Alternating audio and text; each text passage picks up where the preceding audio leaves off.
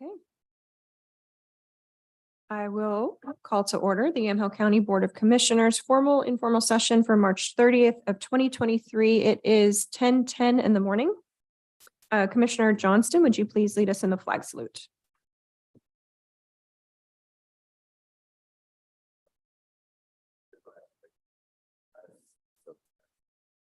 To the republic and one nation under God, indivisible, with liberty and justice for all.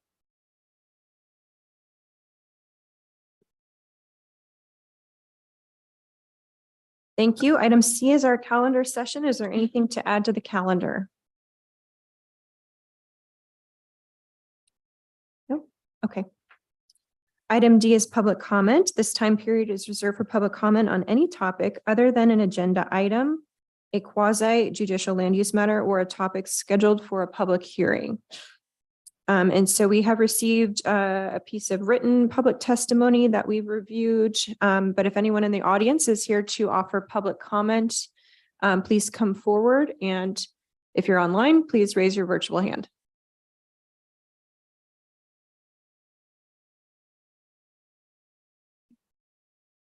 Okay, seeing and hearing none. We will move on to item E, which is our department update. And we have our fair director, Gary Wirtz, joining us today. Welcome, Gary. Good morning. Hey, good morning.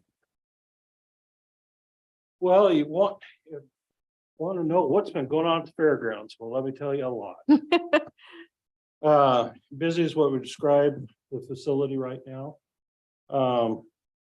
Number one, this time of year has always been improvements. Any type of improvements, repairs we can make to the facility as we can. So that's ongoing no matter what we do. One of the good things to note in that goes along with paying for that is it looks like the legislature is contemplating doing another grant for all the fairgrounds again for the next session.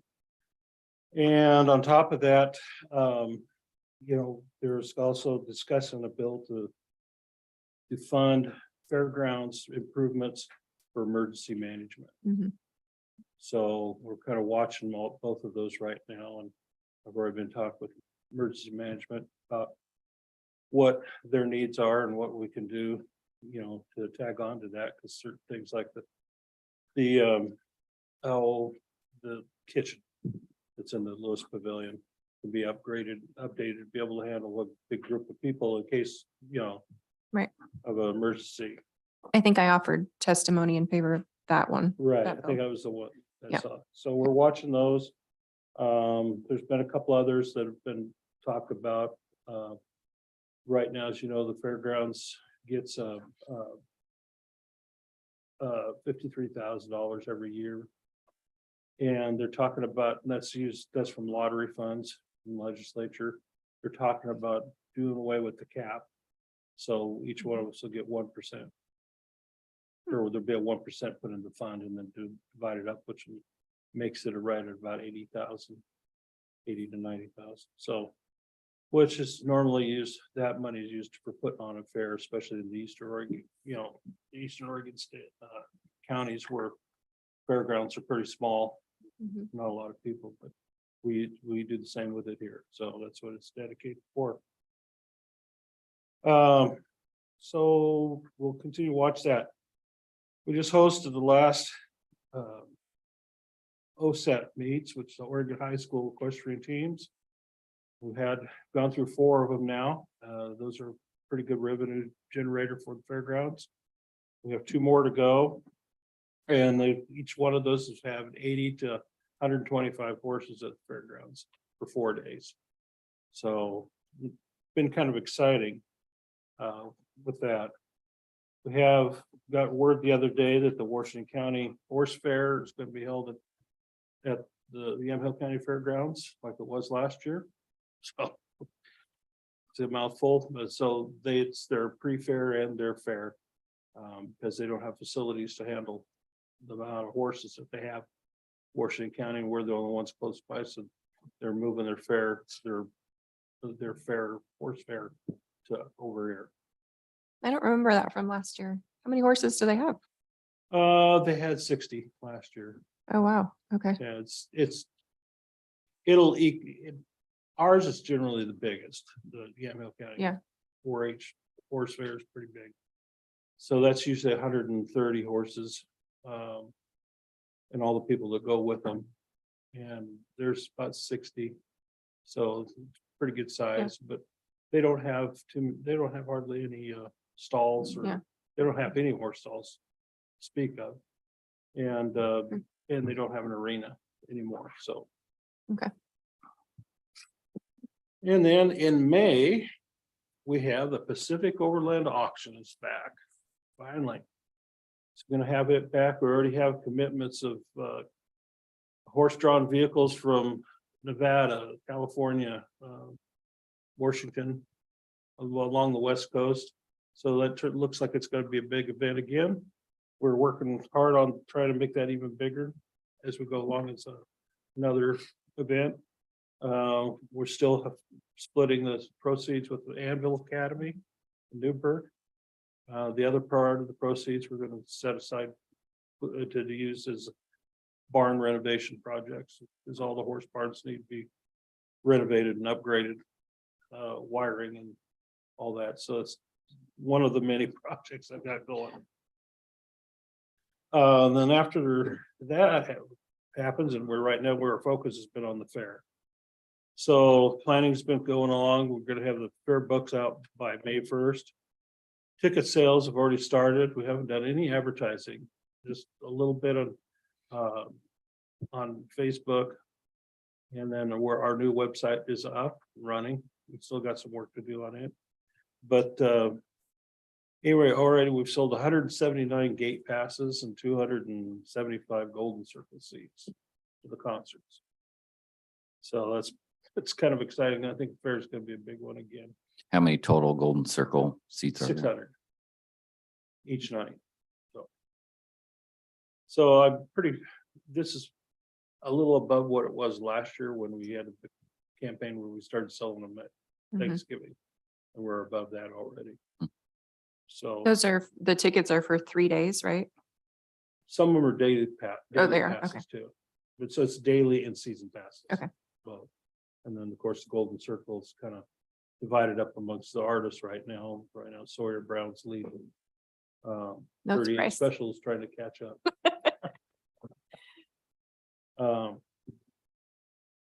So we're hoping to start putting out our press releases and our advertising here next month. Don't want to do it too early because people forget. Yeah.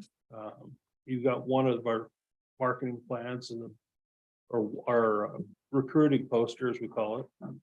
And we have a couple others coming out that we're going to be putting out that will have the information on it. So this year, the theme was Bounty of the County. We're going to do a new exhibit. It's a static exhibit. It's about what's grown here in the Yamhill County. So like the hazelnut growers, grass seed growers, blueberries, and the other crops that are grown here. We're going to have a static area to set up with the Farm Bureau and the Grange. And so public can come in and see what's grown in Yamhill County. Right.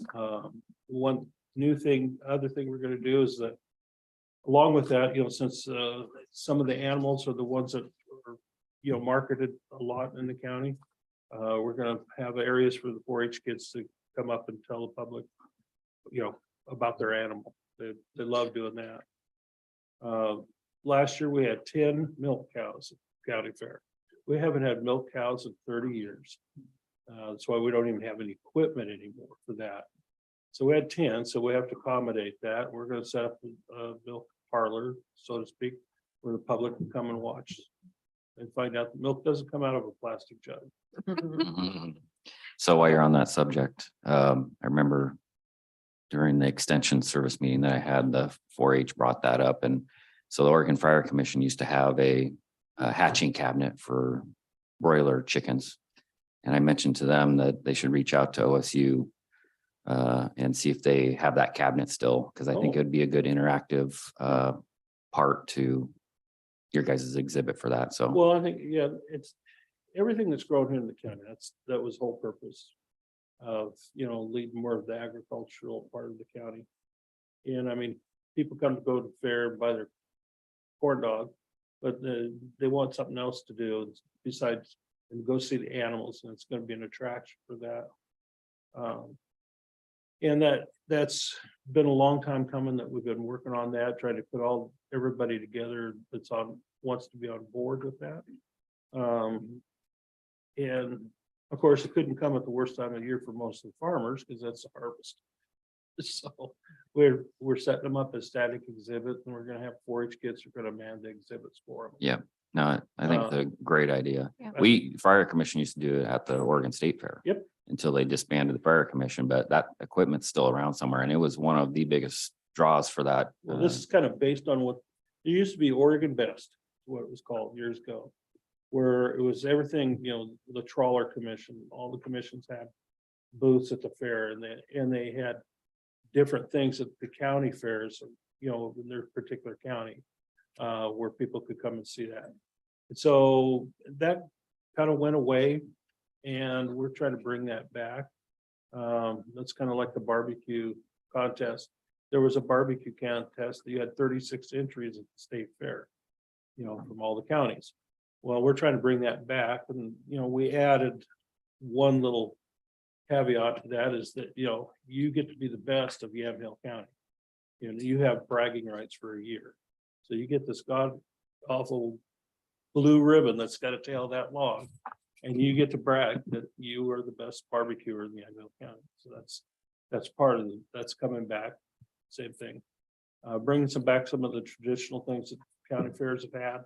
What our fair had,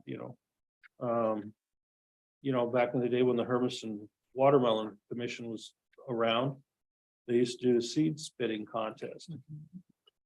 And the Milk Commission, had the mustache contest. I mean, those were huge hits back in their day at the fair. So we're trying to bring some of that back. As big as the fair is getting, we still want to be known as a county fair. That's been our whole focus on that part of it. So we have other fairs that are leaning towards being expos. I want to be an expo because people want to come and get that corn dog, go see who got the best in canning or cakes or whatever. Even the state fair is kind of starting to get away from a lot of that stuff and becoming more of a goods for sale. Right. And that's easy to get into that trap. Other fairs across the nation have said that. So, we've been working on a lot of that.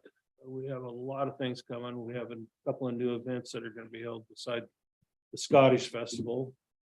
Oregon Brews and Barbecues are going to be at the fairgrounds in September.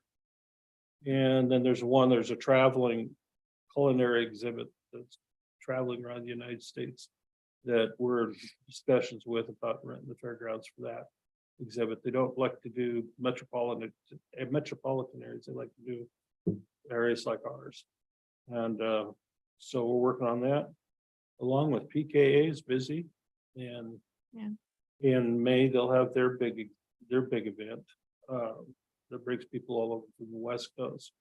So right now, one of the things I'm trying to do is reach out with the Travel McMinnville and Travel Oregon and let them know just what is going on.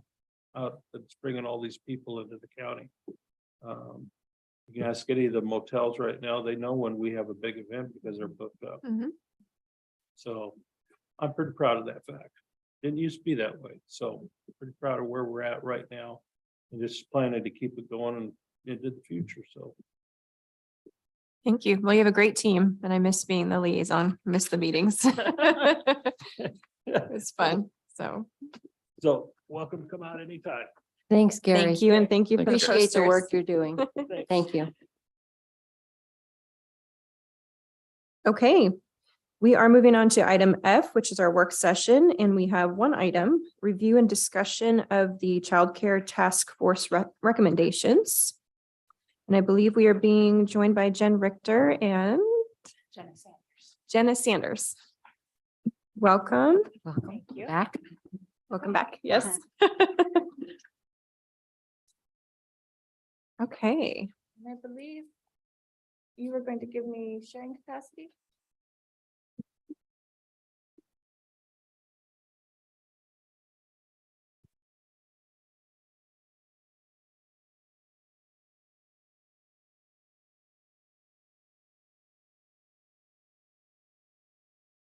There we go. All right, one moment.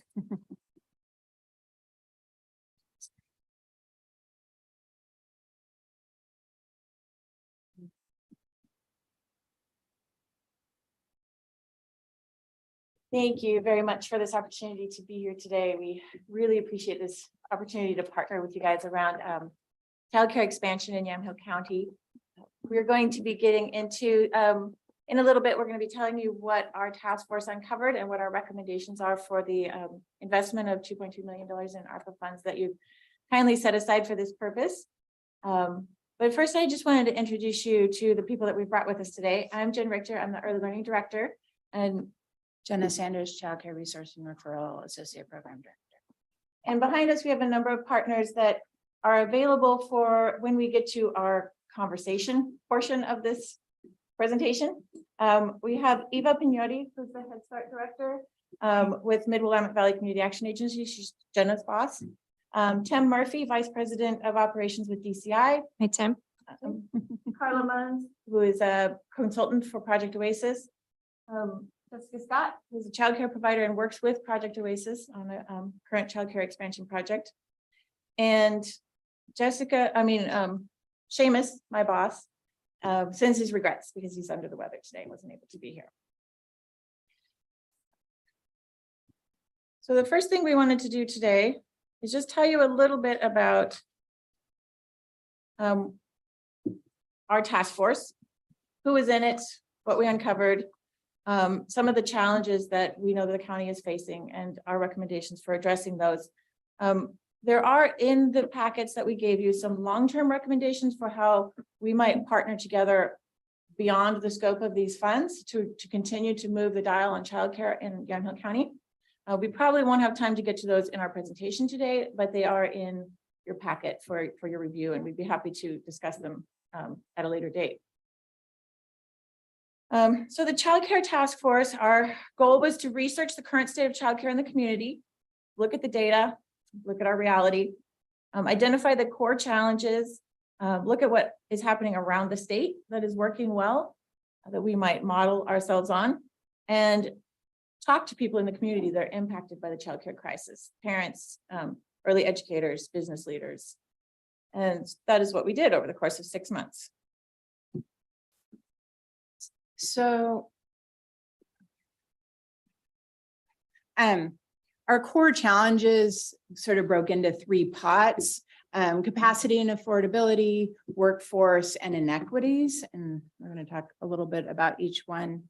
So when you look at capacity and affordability, there's an estimated 6,524 children 0 to 4 in Yamhill County. And there's 1,391 regulated licensed slots in our county, which is means we're meeting about 21% of the need. This is not a very high number. And of those, only 292 slots are publicly funded, which is 5% of that total. And when you look at the median cost of toddler care, it's about $12,468 a year, which is somewhere in the neighborhood of 52% of the minimum wage worker's annual salary. I remember those days. Right. Yeah. One of our staff, who is a manager, is waiting to buy a car until her child is done with Oh, yeah. preschool, Mhm. because that's her choice at the moment. When you start breaking down by age group, children 0 to 2, there's only 471 slots in our community, which is about 12% of the need. So when we talk about childcare desert, it's not an equal level playing field for the different ages. It is almost impossible to find infant toddler care, and usually parents are having to apply when they're thinking about getting pregnant. If you're waiting till you're already pregnant, you're behind the curve and you may not get a slot. So those are sort of some of the realities that we're facing. And children 3 to 5, there is 920 slots, which is about 23% of the need. The question that always comes to us is, where are the rest of those children going? And how are we ensuring the health and safety of those children? Are they with friends? Are they with family? Are they different places every day? And how are they actually getting quality early learning in those crucial years? So our second challenge is the workforce. There are approximately 592 people working in licensed facilities in our county. 68% of those are in licensed center-based care. 24% of them are in certified family, which are family childcare programs that can have up to 16 children. And then the other 8% are in registered family care, which can have up to 10 children. And the median hourly wage of teachers and centers is barely above minimum wage, and usually they have no benefits. So the turnover has just gotten worse since the pandemic. Our third challenge is inequity. So the people who are experiencing barriers have even more challenges in getting childcare. If they speak another language, if they live out in the West Valley, if their children have developmental delays, if the families are experiencing mental health challenges or homelessness or involved in child protective services, all of those barriers make it even less likely that those children are receiving care. As I mentioned earlier, we did 7 focus groups as part of this process early on. And we wanted to talk to the people most impacted by this childcare crisis. We talked to parents. We had an English and a Spanish focus group. And then we talked to parents specifically who have children with developmental disabilities. We also had 2 focus groups with early educators, one that was Head Start focused and one that was other providers outside of a publicly funded program. And then we talked to the business community, employers, and our folks on workforce development and so on. Some of the questions that we asked the parents, we asked them who was providing care and where they find it, what their most common barriers are, and what was most important to them in selecting a program. When we talk to early educators, we ask them about the barriers they're facing, the impact of COVID on their landscape, what their hiring and workforce challenges were, what would help them, and why they're staying in early childhood education. And some of the barriers that they talked about were finding and retaining staff, that trying to balance the budget with paying wages and what they can afford to, what parents can afford to pay, what they can charge parents is really challenging, especially when you start to look at younger ages. Trying to access training for their staff and pay for it. And just that working in early childhood is hard work. You're getting thrown up on and having to change poopy diapers, and finding people that want to do that rather than working at Amazon or at McDonald's is not necessarily easy right now. And you're not getting paid a lot more. You actually may be getting paid less without benefits, and you're not getting sign-on bonuses.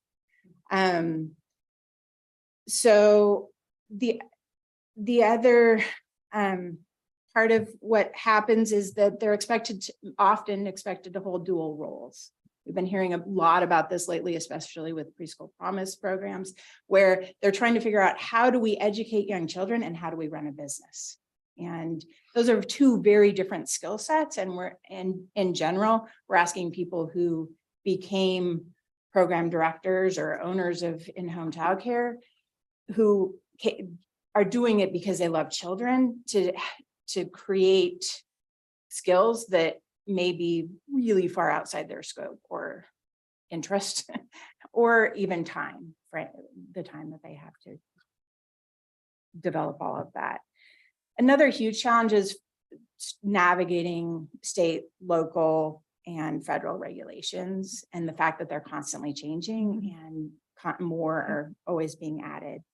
And starting new programs is expensive and really complex in terms of finding, if you're trying to start an in-home program, finding somebody that'll rent to you if you're going to do childcare. And hopefully the legislature is addressing that, but then also just finding affordable, if you're going to buy or lease, finding affordable property or property that could be adjusted to suit is really challenging.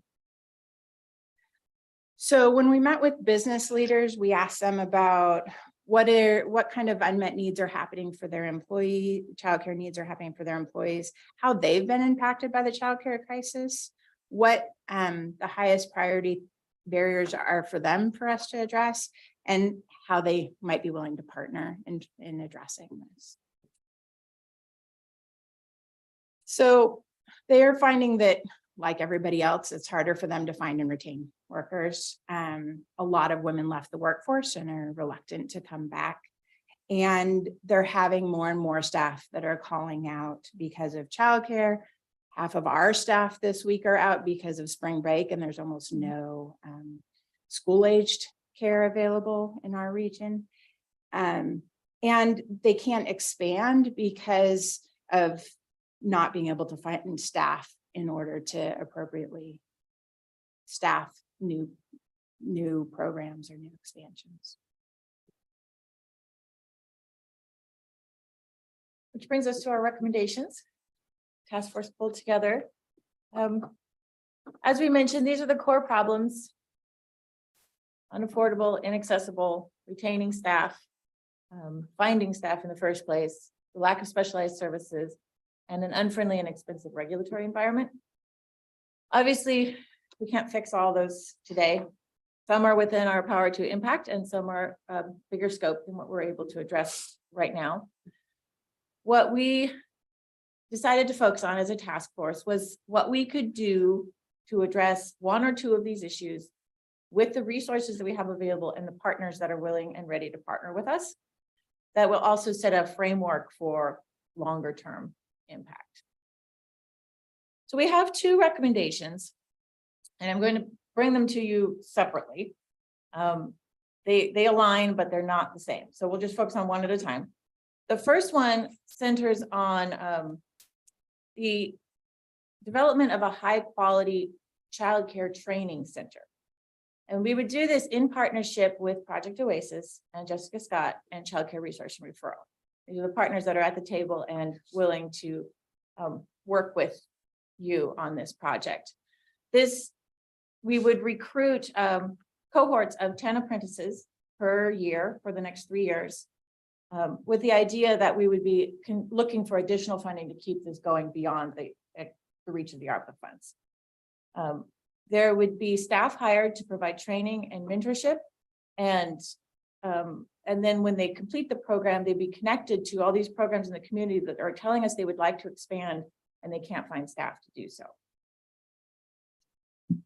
The timeline for this would be that this summer we would work with Project Oasis to identify a location and to get that ball rolling.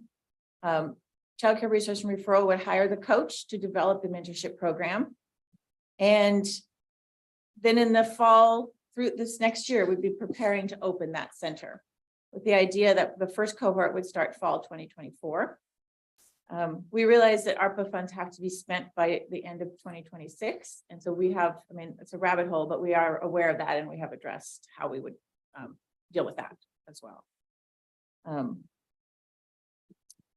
Recommendation number 2 is based on the Neighbor Impact Program that's in your packet. Some of these other programs that we looked at around the community. They're one of several communities that are doing something like this. As Jenna mentioned, a lot of people get into childcare because they love children and they want to, make a difference for working families in the community. They don't necessarily have business skills, and they're underpaid and overworked, and they drop out. And so if we want to build up the workforce, we need to enable them to be good business leaders. And so what we're proposing is a cohort that would teach them business skills and provide them with a subscription to childcare management software that helps them run their business, provide them with navigation of these complex systems, the SDCs, all these other things that they have to do to start or expand their childcare. And then when they complete the cohort, provide them with seed funding to either start a new program in their homes or to expand their centers. And the timeline on that would be, we would want to get started this summer, hiring the Build a Business coach and developing the curriculum. Recruitment would start in the fall with the idea that 12 childcare providers would begin the cohort in winter 2024. with the idea of opening in the summer and being fully enrolled by fall 2024. And again, this is something that this is the beginning of something that we would continue through other funding sources down the line. This is our budget. The amount that we are requesting from you is in the left column. The total cost is based on Project Oasis's center in McMinnville. So it's not necessarily this center's actual budget. It's just based on what we already know that center costs. So you can see we're asking for about half of the total startup cost. In your packet, it breaks it down how we got to those numbers. We're asking for stipends for the childcare providers, and that's where we would have the ARPA dollars out the door before the deadline, because those dollars go to the center to help offset the cost. We will have more educators in the center than childcare, than what parents are paying for childcare can afford, and so it helps to offset that cost and make it feasible for the center to do that program. And then seed funding for family childcare and two centers. The FTE to run these programs that would live at childcare resource and referral. The coaches, trainers, and navigators is their 3 skill areas. And then partnering with childcare resource and referral on that childcare management software. They're taking most of the cost of that, but we would like to continue to contribute to some of that cost. And then obviously the task force facilitation that you only agreed to a couple of weeks ago. What we anticipate in the short term is that this will add 30 early educators to the field and up to 240 new slots, which is almost an 18% increase over the current amount that we have in the community. It's a drop in the bucket, and yet it's a significant drop, and it lays the groundwork for something we can build on as we continue this work into the future. Now we just want to open it up to you for questions, conversation. Thank you, Jen and Jenna. So I want to make sure I'm understanding what the center is. So it's a physical center that Right. would be, who would own it? What would be the entity that it falls under? It would be owned by Project Oasis and run by Jessica Scott. And Okay, it would be an actual licensed certified Facility. center. Okay. And it would also serve the dual purpose of funneling apprentices to get them teacher qualified. okay. Can you, because we have relatively new commissioner here, can you explain what Project Oasis is and how Little Bird falls into that? Could we allow Tim Murphy to speak to that? Is that Sure. okay? Yeah, sounds great. Hi, Tim. Yeah, Come you're up. gonna have to come up for the folks online. Hi, Commissioners. Thanks again for having us here and doing all the good work you guys do. So thank you. So Project Oasis was born as a workforce development program for DCI back on the recovery of COVID. And once we recognized that the childcare desert, in fact, was a desert, DCI recognized we kind of kicked the program over to the Spencer Family Foundation, which opened up a secondary, kind of a subsidiary nonprofit called Project Oasis to handle the #1 issue that was talked, capacity and affordability of childcare. So instead of just looking to open up a program that concentrated on helping our workforce at DCI, we opened it up to the large. We wanted to ensure that the capacity was large enough to be impactful for the entire community at large. This commission had allowed us, similar to what we're asking today, CARES Act dollars to help launch a program. We used that as the springboard and raised other funds. Other public and private partnerships jumped in, and we've been able to open up 100 kiddo capacity in McMinnville. And Jessica Scott is our service provider. With Little Bird Childcare, we selected her for 2 reasons. She had a very good reputation She has multiple other centers in and around Salem and Mid-Willamette Valley, and has shown successful business sense when it comes to running and operating a child care center. Because as discussed, it's kind of twofold. It's being a business owner and then Mhm. being a service provider to the kiddos and teaching them, early childhood lessons. So that's a skill set, and we went out and searched appropriately for the right partner. And we've collectively, I think, opened up a really nice center, which 2.5 years ago I stood here and promised you we would do. So. Yeah, it's beautiful. Thank you, Tim. Question before you sit down, maybe for our new commissioner, just a little backstory on the challenges you faced, because originally, and I have to thank you for going outside of just trying to address your own employees' issues. It was a very generous gesture.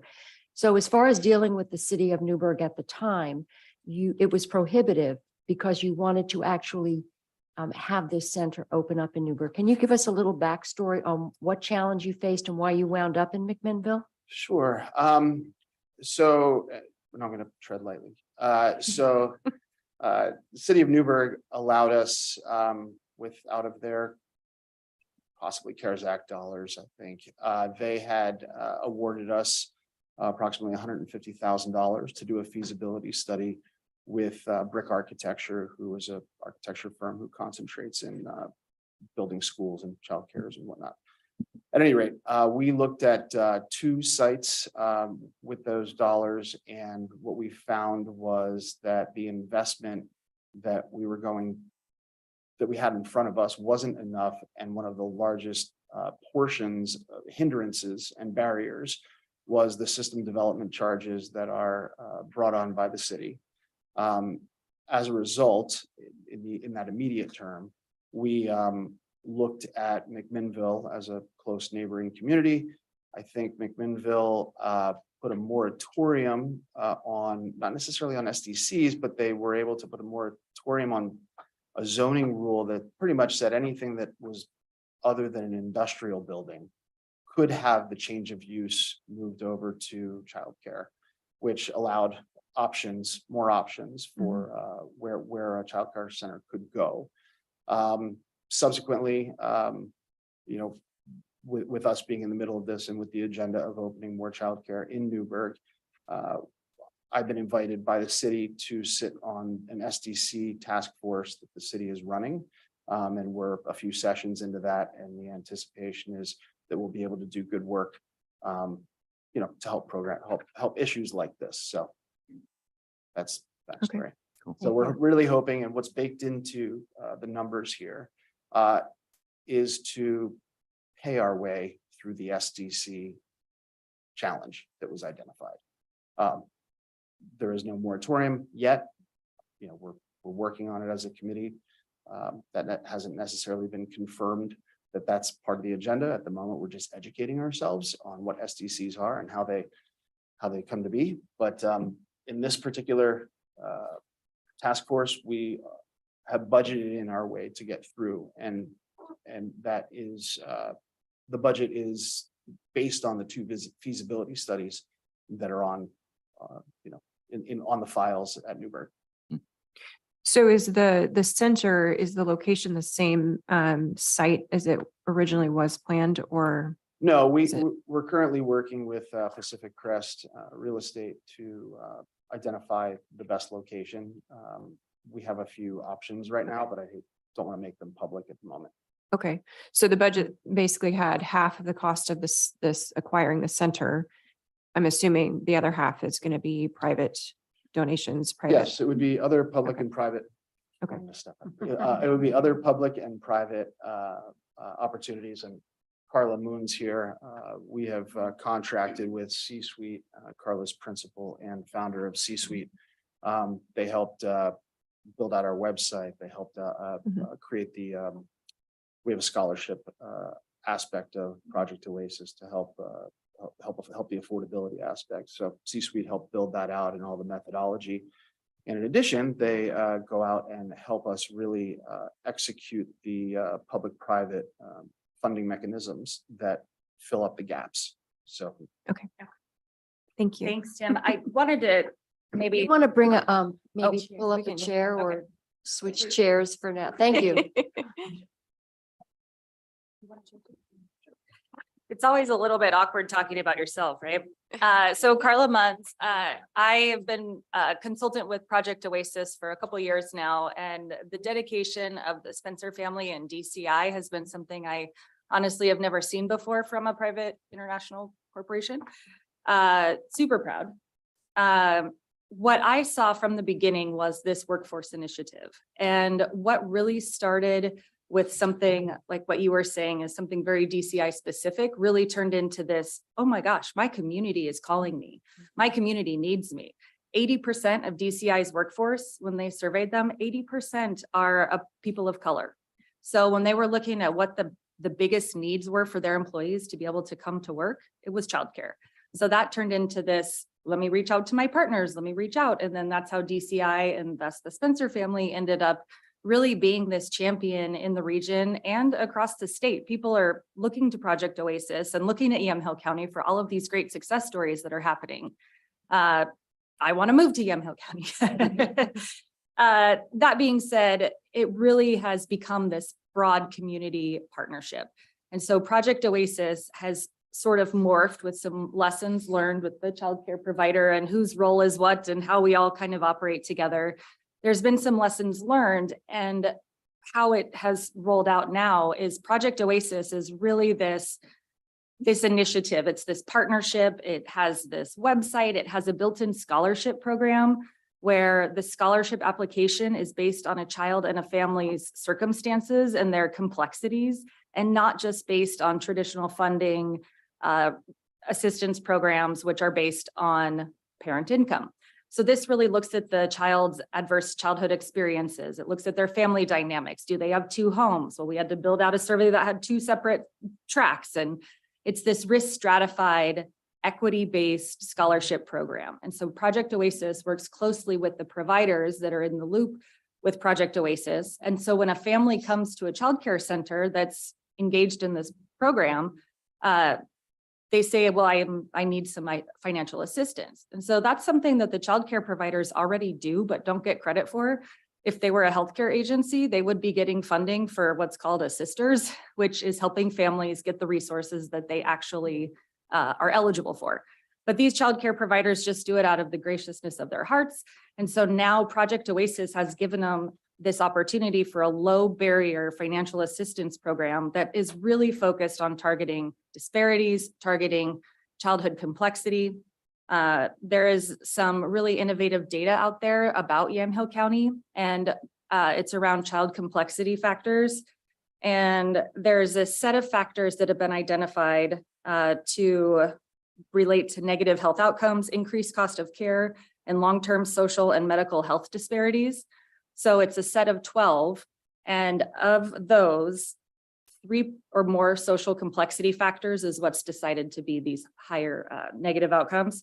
40% of kiddos in Yamhill County that are publicly insured, 40% have 3 or more social complexity factors. So these kids are very complex. That's almost half of the population of kiddos here that really have these strong complexities, strong family dynamics that include substance abuse, parent incarceration, language barriers is another one.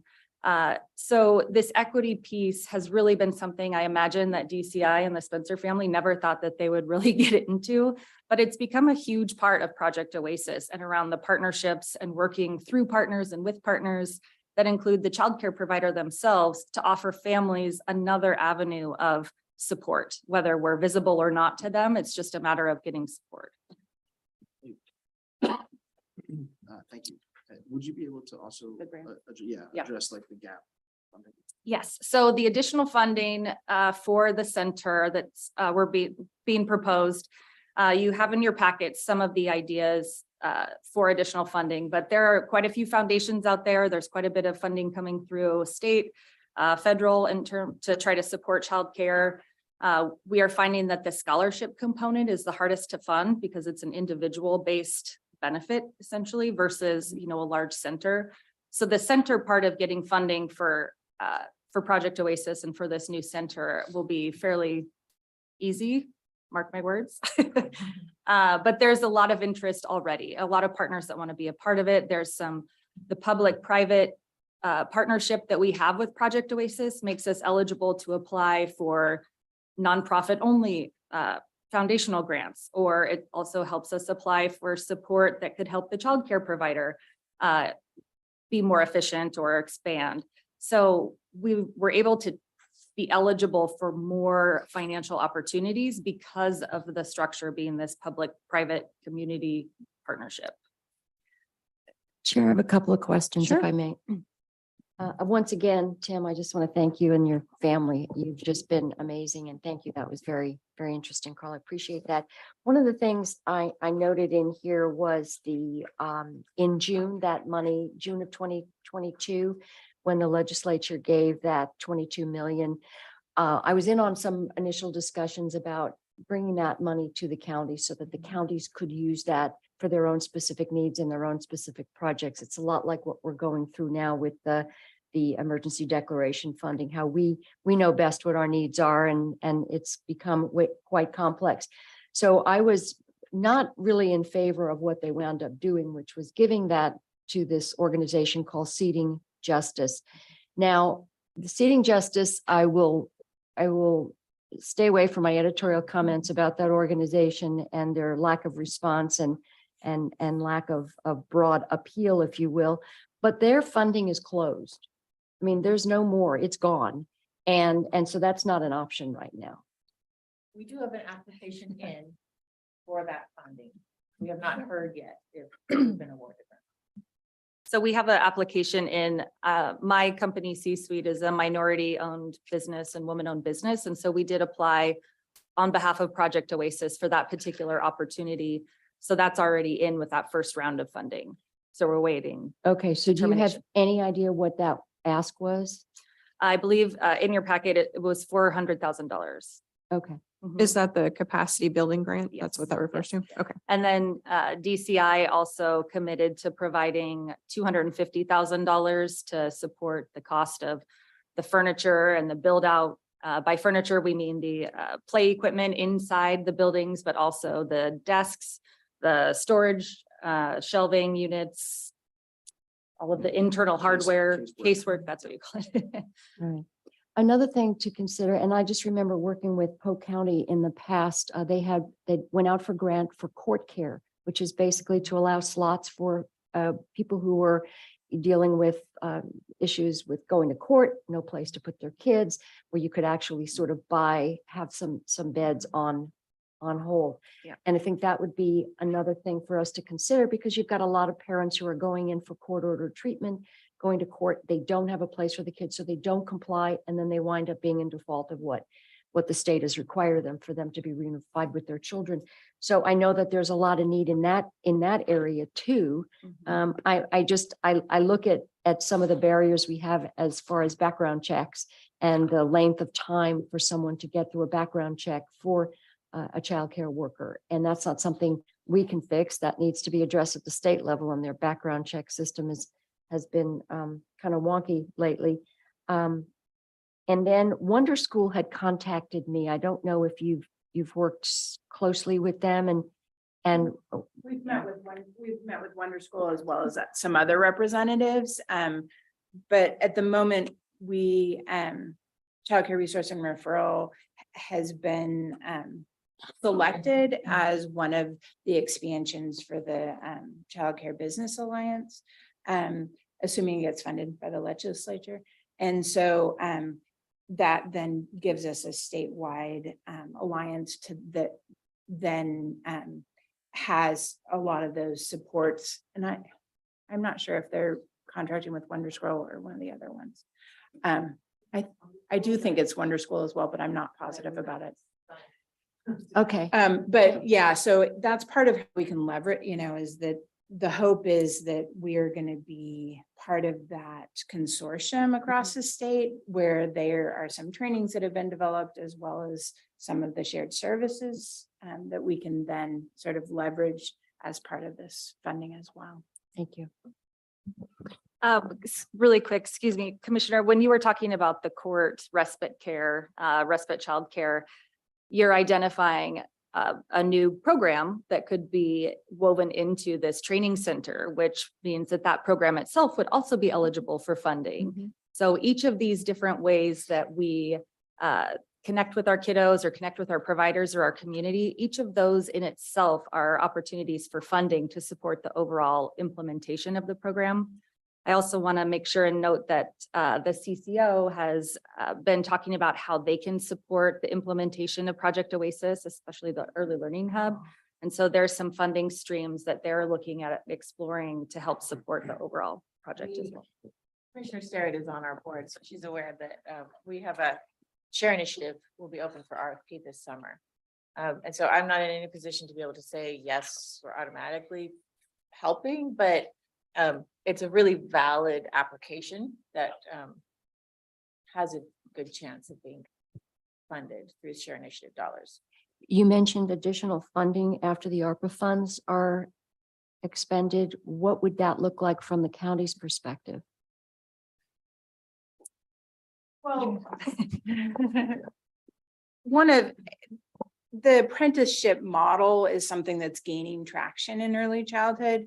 And so part of our vision in terms of funding positions for to help support this is not just to support the apprentice, but also to be apprentices, but to also be exploring options for sustainability in terms of whether or not workforce, if we could partner with the are they Willamette Workforce partnership in terms of getting alternative funding through becoming true apprenticeships or some of those other possibilities that exist out there in terms of helping with funding sustainability. And the other part of our vision is because we would be partnering with a nonprofit, that there are then some other private funding options that we could apply for to continue to.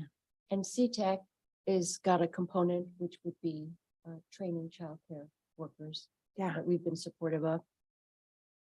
So you mentioned the share funds. What is that? What is there a pot of money that kind of comes every year or? CCO is required to put a certain percent of their money back into the community. Okay. For issues that impact social determinants of health. And childcare is one of those social determinants of health. There's a lot of buy-in at the CCO. Our CEO really wanted to be here today to show his support, but unfortunately, life happens. But there is a lot of understanding of the importance of childcare to stabilize families and create a society that works well for everyone and creates healthy children and families. And so when the RFP is released, childcare will be one of the issues that you can apply for. And that's all I'm authorized to say at this point in time, except that it is considered a social determinant of health and will be eligible for share dollars. Okay. So large sum of money Yeah. that would then be kind of bucketed into different, okay. And I did just want to make an important distinction.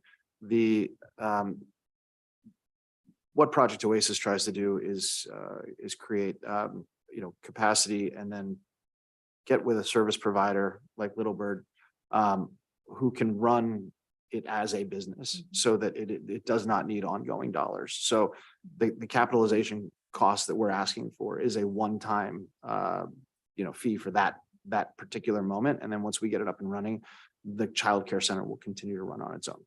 So it's the training portion that is more of a distinction. So I just want to make sure that was. That would need ongoing support to be able to do future cohorts of Right. training them to be business leaders. So that was a good segue into my next question about the expectation of publicly funded slots. So what are we looking at in terms of is the effort to expand those? Is there a percentage goal? What does that look like? Publicly funded slots. Yeah, it was on one of your, it's in the packet, but So. let me go back. We can find it. At this moment, programs such as Preschool Promise are not open for additional applications for the upcoming school year. But at some point, the theory is that there will be additional Preschool Promise slots, as well as all programs that are licensed are eligible to apply to accept employment-related daycare from ODHS. And so the hope would be that one of the expectations of all of these programs that would be getting funding is that they would apply to accept the employment-related daycare and accept children who are receiving those funds. Okay.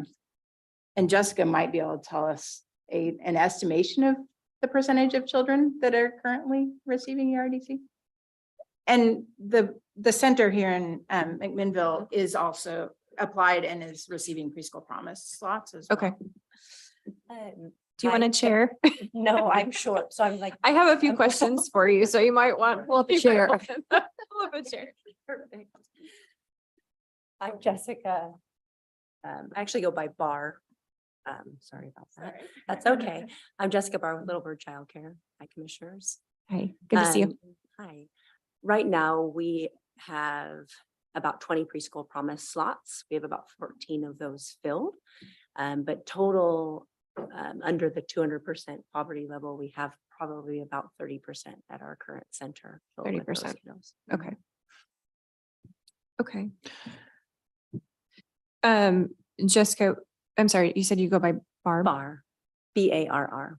Bar. Yes.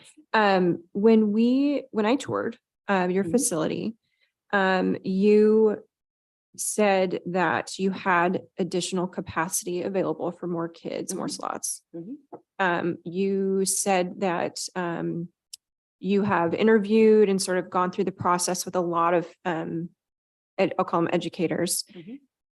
They're waiting for background checks. The state is slow. They're Mhm. not getting those done in time. Therefore, they're taking other jobs and they're leaving. Mhm. So I certainly can see where, perhaps, I don't know what we refer to them as a stipend or kind of a recruitment retention bonus would be helpful. Mhm. But how do we get past the background check issue? Because my impression was that you have people who are applying, they want to work in this field, but it's, but for the state, we can't quite get there Mhm. and you could be at full capacity. I'm not sure that's something we can solve with money. And we have certainly been advocating for you on a state level with AOC to try and push that, but I haven't seen any results yet. So that climate has changed. They are getting done much faster now. Good, Unless okay. an employee has moved from out of state. And then it's up to the other states to respond to the request for the background material, which is out of our hands. But at this time, we are almost back to our normal response time, which is less than 2 weeks. And I do want to put it Okay. on record that it's gotten better since you visited us. Yes. So thank you. It has actually. I was talking to a. Well, it seems like such a simple thing, but Mhm. my They've hired goodness. quite a few more people is what they told me yesterday, because I Good. like cheered when I had a new employee go through in probably a 7-day time period. Okay. Yeah. Okay. So you've presumably then expanded the number of open spots, taken Mhm. more kids in? So this has just happened. Okay. As of probably this week, I've finally gotten people through faster. Okay. So yes, I've been able to hire. Just this week, I've hired 3 people. Okay. Yeah. So for Commissioner Johnston, have you had a chance to tour? I have not. Oh, okay. So where are you at capacity wise now versus what you could be or should be with full capacity? We currently have 14 spots. Well, no, that's not true. 18 spots for kids under 2 once we have additional staffing. Okay. And then we have 10 spots for kids over the age of 2. In our preschool classroom or kinder ready classroom, we have about 6 more spots. So Okay. And then you'd be we're at about full 80 capacity. We're a little over 80% Yeah, okay. capacity. If you get a chance to tour the facility, it's really, really Yeah, beautiful. I would love for you amazing. to come in. Absolutely. Okay. We covered that topic. One of the other questions I have, and maybe this is more for Tim, but with these ARPA dollars, we have consistently as a board expressed desire to spread the impact over the whole county. This is sort of a Newburgh-centric proposal, but I'm wondering if perhaps if DCI, if you could say, hey, we have a percentage of folks that work for us that are in need of childcare that live in Sheridan, or they live in Yamhill or Carlton, that this would impact, so that we have a better idea of maybe what that looks like. If that's not the case, that's okay. I just want to kind of know. I would also Well- like to mention that even though the center is Newburgh centric, having the apprentices that then could spread throughout the county is not necessarily Newburgh centric. It's Mhm. just getting people trained so that then they could work anywhere in the county, Mhm. And almost all of the centers in the county are struggling with hiring staff. Right. So it wouldn't be just feeding Jessica's program, it would be feeding the county as a whole. And if the Newburgh program opens up, it may draw away from McMinnville if there's Newburgh residents in the McMinnville program to open up spots. Sure. Well, most parents, at least in my experience, it was helpful to have daycare either by home or by my work. So it didn't necessarily need to be where I live, so that's what I'm kind of trying to get a sense of. As far as DCI is concerned, yes, we recruit our labor force from all over the county and even down into Marion County. Okay. So it would help far and wide. And I'm sure that's, what I know of the labor force in Newburgh. I think anyone who has any significant need is recruiting from far and wide. Yeah. And this is not again, we graduated this program outside of a DCI only workforce. So this is by no means, Right. reserved for DCI in any way. This is for the community to benefit. And it just so happens that, Newburgh has a need and we're close there and we can keep an eye on things. Mhm. Not that we need to. But Project Oasis is, I think Newburgh would benefit from it, and the county, I think, it's a good city to put a stamp in. So I think it makes sense. Thank you. Another one of my questions is, it was kind of on the publicly funded slots, but is there an expectation that these slots at the center would be subsidized in some way, or just full-blown, full-paying, Well, full rate? Well, the expectation customers? would be that they would accept ERDC. Okay. The expectation would probably be that, if other things like preschool promise expand, that they research the viability of that in their area. And then, then it would be private pay, or if Project Oasis still has funding for supporting Okay. individual families, that Okay. they continue to participate in that program as well. Okay. Commissioners, any further questions? I have a few questions. Okay. So the new center, while they're doing training and the mentorship program, it says that it's gonna add new childcare slots. Is there an estimate on how many spots that's gonna add?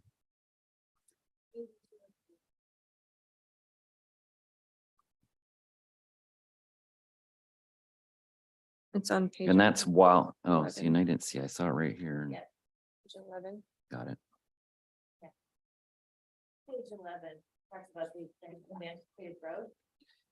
See, and I thought that was your second recommendation, the Yeah. investment in, No, this is for the full. So the training center would provide 80 to 100 slots. And then the smaller seed funding for the childcare providers in the centers that want to expand. That would be, anywhere from, 50 to 100 for the family childcares and up to 40 for the center-based expansion. got it. That's all I got.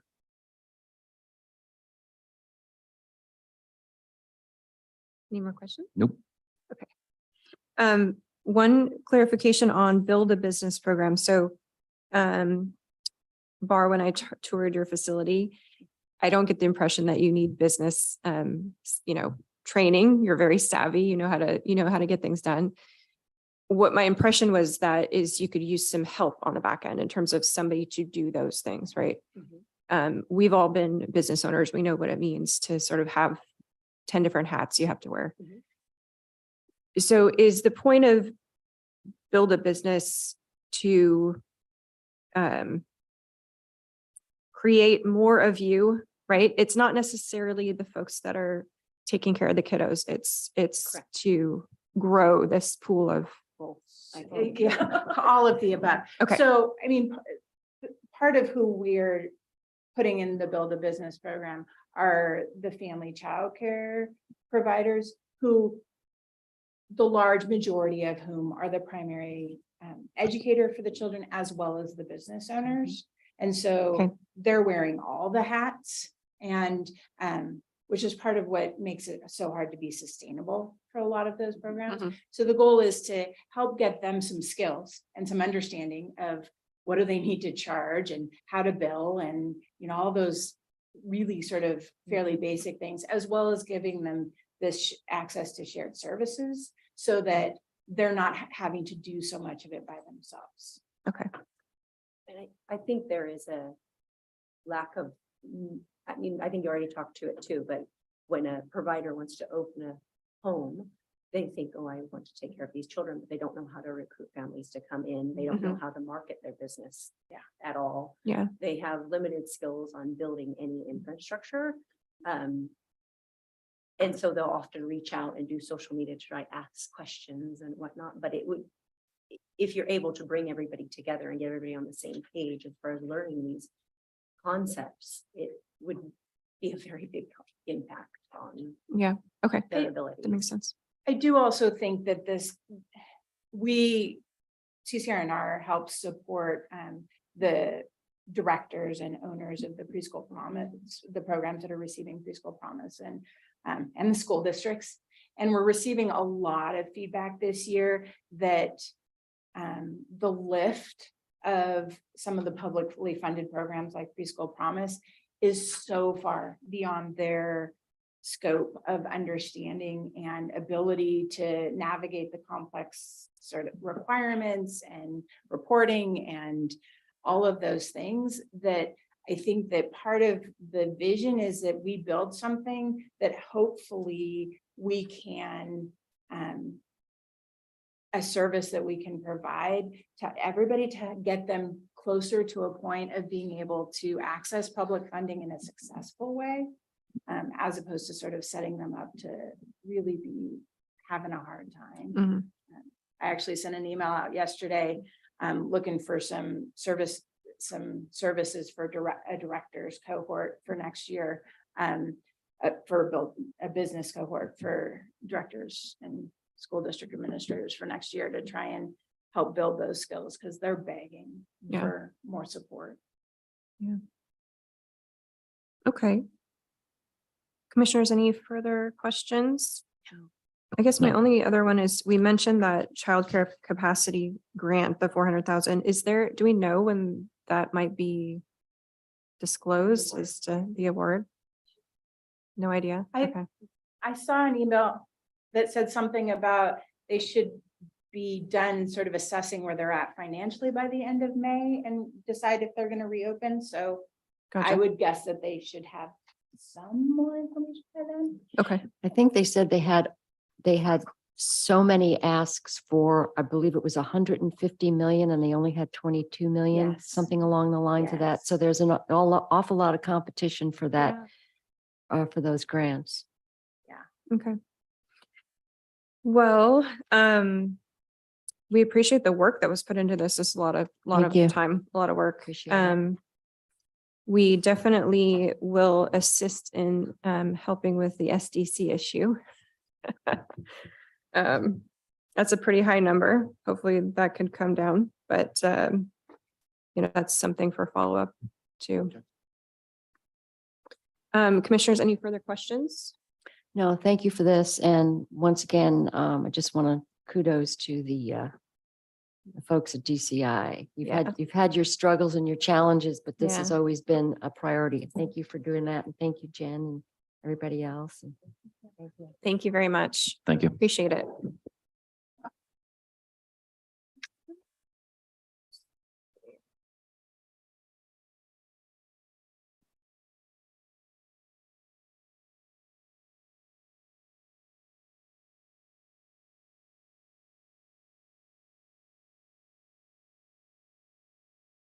Okay, so that concludes our work session and we are moving on to our consent agenda. Do I have a motion to approve the consent agenda? So moved. Okay, any further discussion? None. All those in favor signify by saying aye. Aye. Aye. All opposed, same sign. Thank you. Motion passes. Item H is old business. H1 is consideration of approval in the matter of the findings and written decision in support of a mass gathering permit for the 2023 Memorial Weekend boat races at Rogers Landing Park to be held on May 26th, 27th, 28th, and 29th. The applicants are Newburgh Boat Club, Columbia Outboard Racing Association, and this was tentatively approved on March 3rd of 2023. Commissioners, I will move approval of item H1. Is there further discussion? None. All those in favor signify by saying aye. Aye. Aye. All opposed, same sign. Great, thank you. I1, consideration of approval to authorize the Public Works Director to enter a contract with CBK Industries in the amount of $31,312.20. And this is regarding the Sheridan Bridge railing, which is a pretty big safety issue. There's lots of pedestrians that go by there, so I will move approval of item I1. Is there And further? Just so you know, this is a split. So Sheridan's gonna Right. split the cost. Yes. And some people that bid on it didn't, I guess, understand the scope of the project. we wanted it There was installed. well, Install it. and some of the angles that are involved with it, but anyway, I'm considering Sheridan's gonna split the cost, it's a pretty good deal, so. Yeah. No, this is a long time coming. I think it's been there. It's been like that for a couple years, right? Yeah, there's some temporary barriers up right now. Yeah. Okay. Everybody's looking forward to getting this done. Okay, do I have a motion to approve? So Or did I moved. already? You already did. Okay. Commissioner Bershauer moved approval of item I1. If there's no further discussion, those in favor signify by saying aye. Aye. Aye. All opposed, same sign. Great, thank you. I2, consideration of approval in the matter of a board order authorizing the sale of tax foreclosed property by private sale and ordering distribution of proceeds. This is tax lot number R4414035990. And this is the 2.3 acres in Dayton. And the bid was for 17.5, right? 17,500. That sounds right. Okay, from Munger Farms. Is farmland Yeah. that, right by Yep. the river. Okay, so I will move approval of item I2. Is there further discussion? None. Okay, all those in favor signify by saying aye. Aye. Aye. All opposed, same sign. Great, motion passes. Thank you. Item I3, consideration of opening sealed bids for tax lot number R3434-01190, county-owned tax foreclosed real property. And this is the one up, this is Gun Club Road, or the part of Gun Club Road, I believe.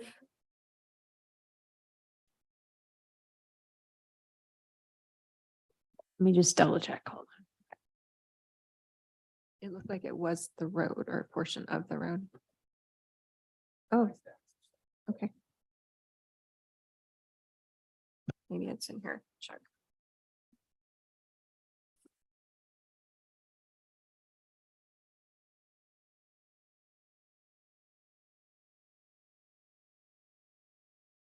Nope. Yes, so we're talking about the R3434. Or are we on the other one? 1190. 1190, yes, that is, I mean, it's not a road, it's technically a tax lot, but it is labeled as Gun Club Road. Oh. Here you go. So we did solicit a bid from You know this better than I do, but One of the neighbors that lives she's there. sort of, he relies on this road to get to his, I think it's just farmland. It's been a long time. I think so. Okay, I've never actually talked to him, but no, Maybe lease property that they were thinking about buying, that sounds right. Anyways, but he's it is been a in, road and it's shared access with a number of other property owners who live along that. yes. So, he did submit a bid for it, which I can open for the board here. One topic that we'll want to discuss is whether or not we want to include an easement. We don't have to, but we could if we want to make sure that the other neighbors. Yeah, I So would- that's just another topic. based on the map, it looked like there were 2 or 3 homes just on that little stretch, so. That would be my concern is easements. Yeah, and if I am remembering correctly, I think that's been discussed. If it's the same bidder, Yeah, it should be. they're open to that. Yeah, it's the they're same one. totally great with that. They have no issue with that. So the road Not my, sits on a tax lot that is not a road. If, I don't have it in front of me, but it's sort of an extension of Gun Club Road that. I don't know if it actually is, but it's sort of. Gun Club Road continues on the other side of the road that I'm not sure. if it's Highway 47. Yeah. But Gun Club Road sort of. It's the continuation of Gun Club Road, but then kind of peters out. And then get kind of up and around the corner into the farm there. okay, so the bid is from.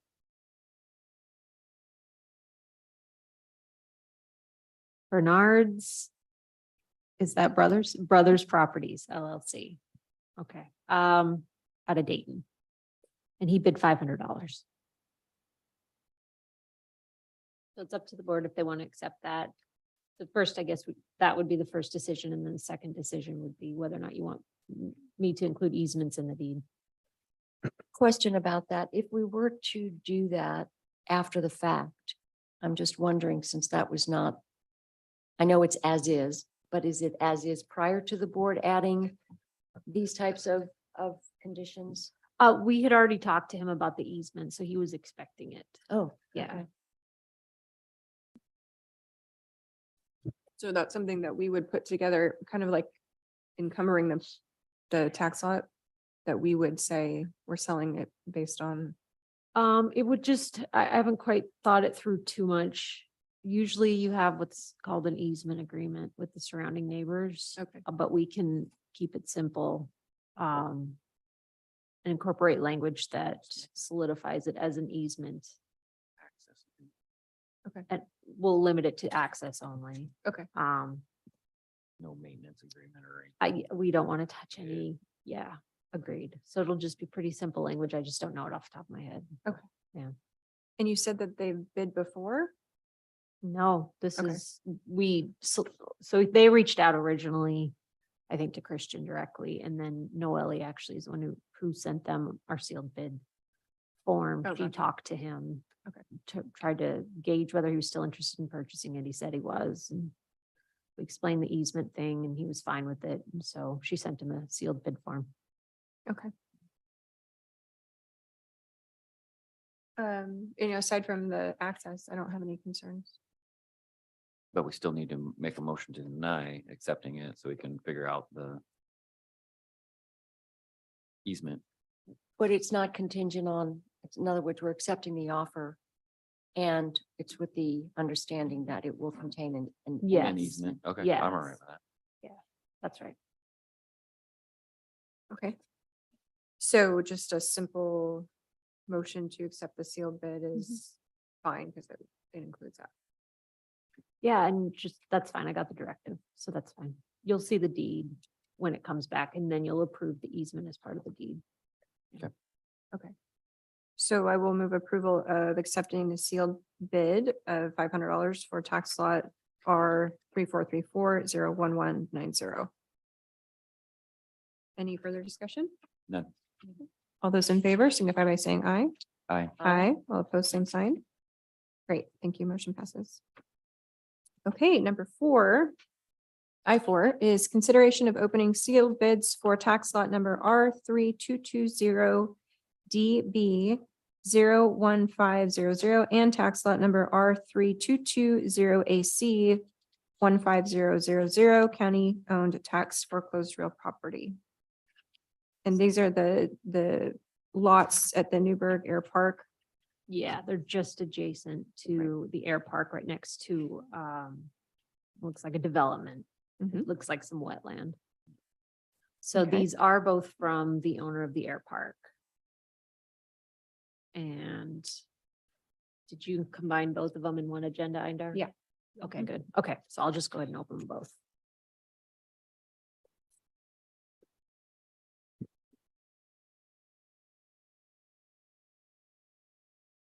So the first one is for DB 01500, which I think.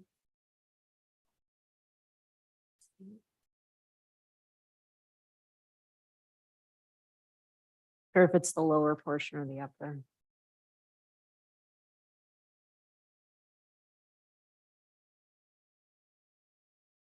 So for this, the DB 01500, they bid $1,260, so $1,260. Whitney Family Properties LP. Whitney Family Properties LP. Whitney family. But it is an air park email address. Okay.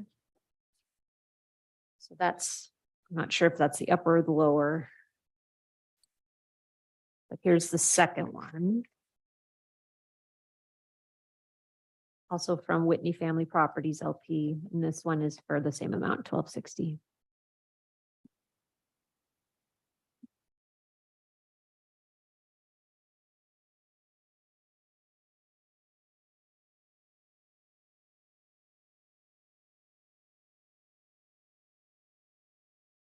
Okay, So 15,000 is the farther north and 1,500 is the farther south.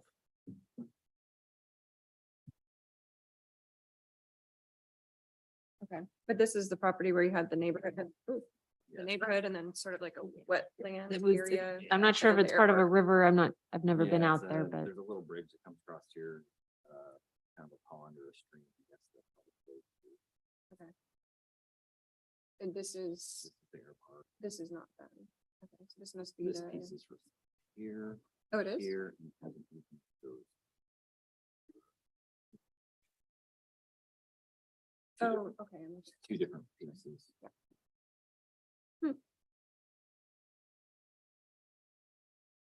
Okay,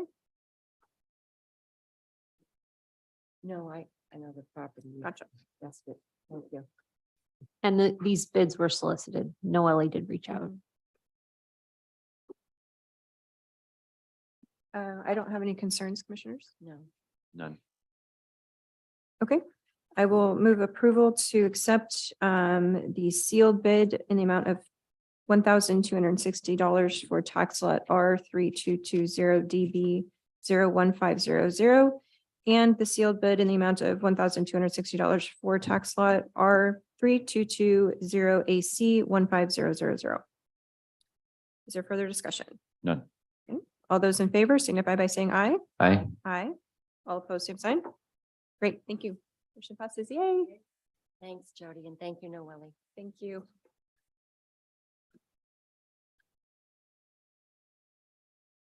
Let's see, where are we here?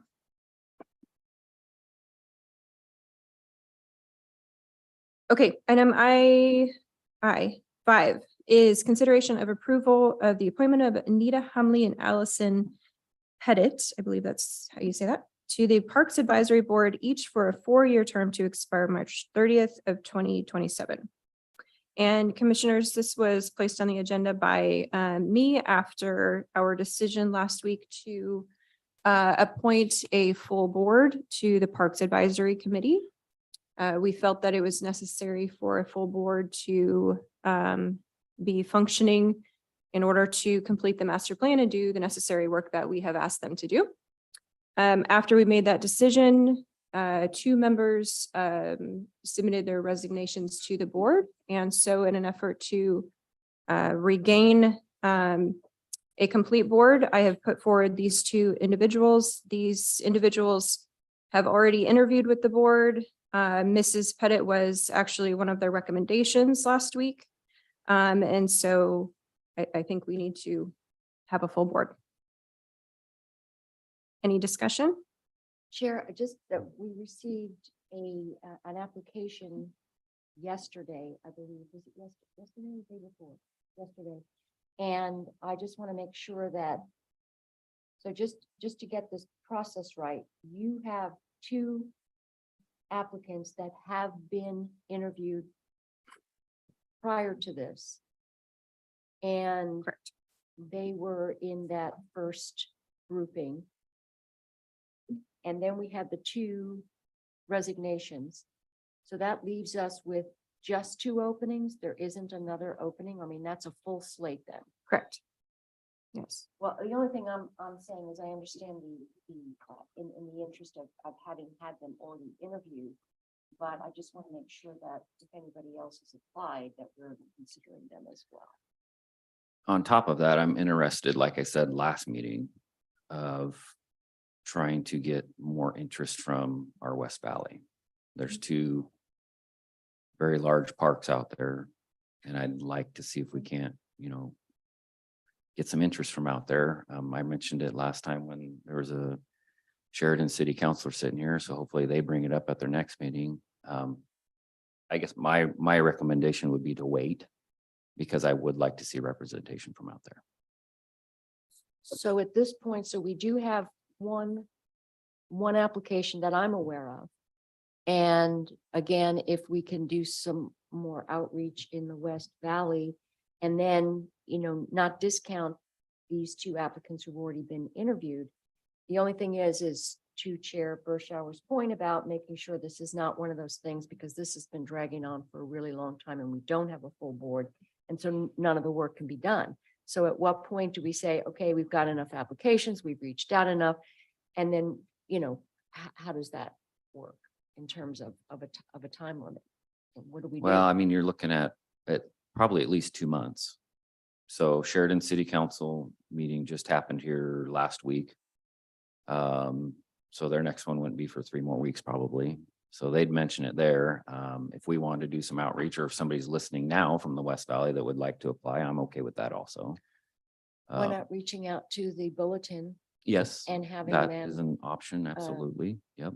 that gets some pretty wide readership. Yep. So the next Parks Board meeting is on April 26th at 5:30 at Public Works. So, they would have a meeting presumably between now and whenever they- we would have. And I will say that so far as parks, they're gonna have a pretty full agenda trying to get their puzzle quest all squared away, and with all the new members that are coming on, even though they're doing their homework right now, so they can hopefully hit the ground running. But Jim will have to have, there'll be some on-site guidance for them for Puzzle Quest. So I'm guessing they probably may not have time to do interviews on that day, but Right. I'm not sure. I guess be prepared that they wouldn't be able to have interviews. So as far as being able to do significant work going forward, the impact to waiting to get more applications and do more interviews, how does that impact your concerns about being able to do not just the work on Puzzle Quest or things like that, but more significant Parks Master Plan, things like that? Yeah, I mean, there's a lot of there. You got master plan, you got there's donations of parklands coming up that need to be, I'm assuming, go out to Newburgh and see what these lands look like, and then the board would recommend whether to receive those into our portfolio. We have a culvert at Crabtree Park that's not functional. So we do have quite a few issues starting to stack up that need to get taken care of, with the one of the biggest being the master plan that needs to be taken care of, that's drug out for a year. And I'm not blaming the Parks Board for that. It's just a multitude of issues that have gone on over the last year. And we're finally, I think, to the point with a full board, with Travis in place, that we can now deal with this. and get the master plan done. Right, which So, is why I we don't think chose. two's gonna hinder that. I would love to see, I mean, more input, the better. But considering there's nobody on there from the West Valley, which I'd like to see. I mean, right now, we're 5 from McMinnville, 4 from Newburgh, 2 from Yamhill, 2 from Carlton. Yeah. I'd like to see West Valley on there. And if this is the opportunity to do that, that's what I'd like to see. So I would love to get some clarification on the record for those watching and for members of the Parks Board Committee who have been sending what I would consider inappropriate communication to the new Parks Board members. Do we require our Parks Board Advisory Committee members to have some type of degree or background in either recreation or education or public health?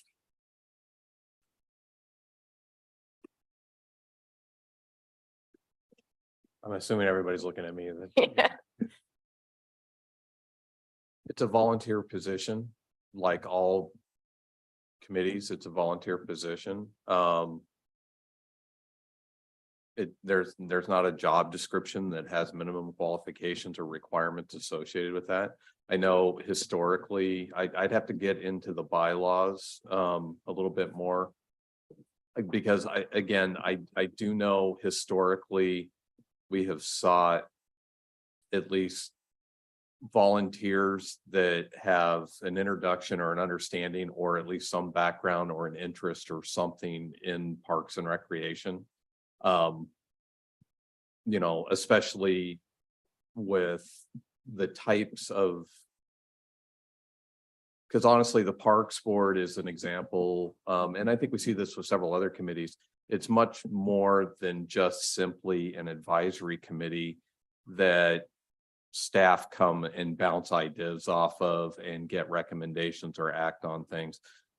They're also very active volunteers. You know, we have a very small parks division, so I think historically, you know, it's been seen as a significant benefit if you have someone that at least has some background or involvement or some volunteerism, or even as a career, you know, they bring that to the table, because again, that's just enhances the expertise that you have on those committees. But it's not necessarily, I'm thinking, looking at Ken, like the Planning Commission, there's some specific roles in industries or limitations on what we have to have on the Planning Commission. The Parks Board's not set up that way. Yeah. So hopefully So that answers the question. a person who uses our parks or who has participated in the Puzzle Quest before with their children would be just as qualified to look at the future planning of our parks, the maintenance, the safety, the usability, the accessibility. To me, you had somebody raise their hand and say, I'm willing to volunteer for this committee. That Right. is qualification Right. for me. The geographic component, I think. That is, It's not like planning in that you have certain designations, but I think that typically it's sort of like the West Valley winds up being an afterthought. And yet,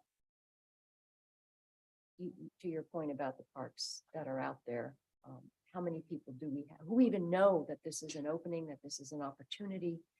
So I think that would be a consideration. But again, I don't know what qualifications you would have to have, you know, to say you have to have certain qualifications to be on this advisory board is really kind of insulting to anybody. It's who extremely takes the insulting. time to apply. There's a citizen input, and any citizen of Yamhill County who has an interest in this should not be disparaged because they don't have a degree or some kind of background in Parks and Rec. Right. Yeah, it's incredibly insulting. and not that I don't appreciate the overqualification of quite a few of them that are on there. Sure. I mean, like Carla Chambers that applied.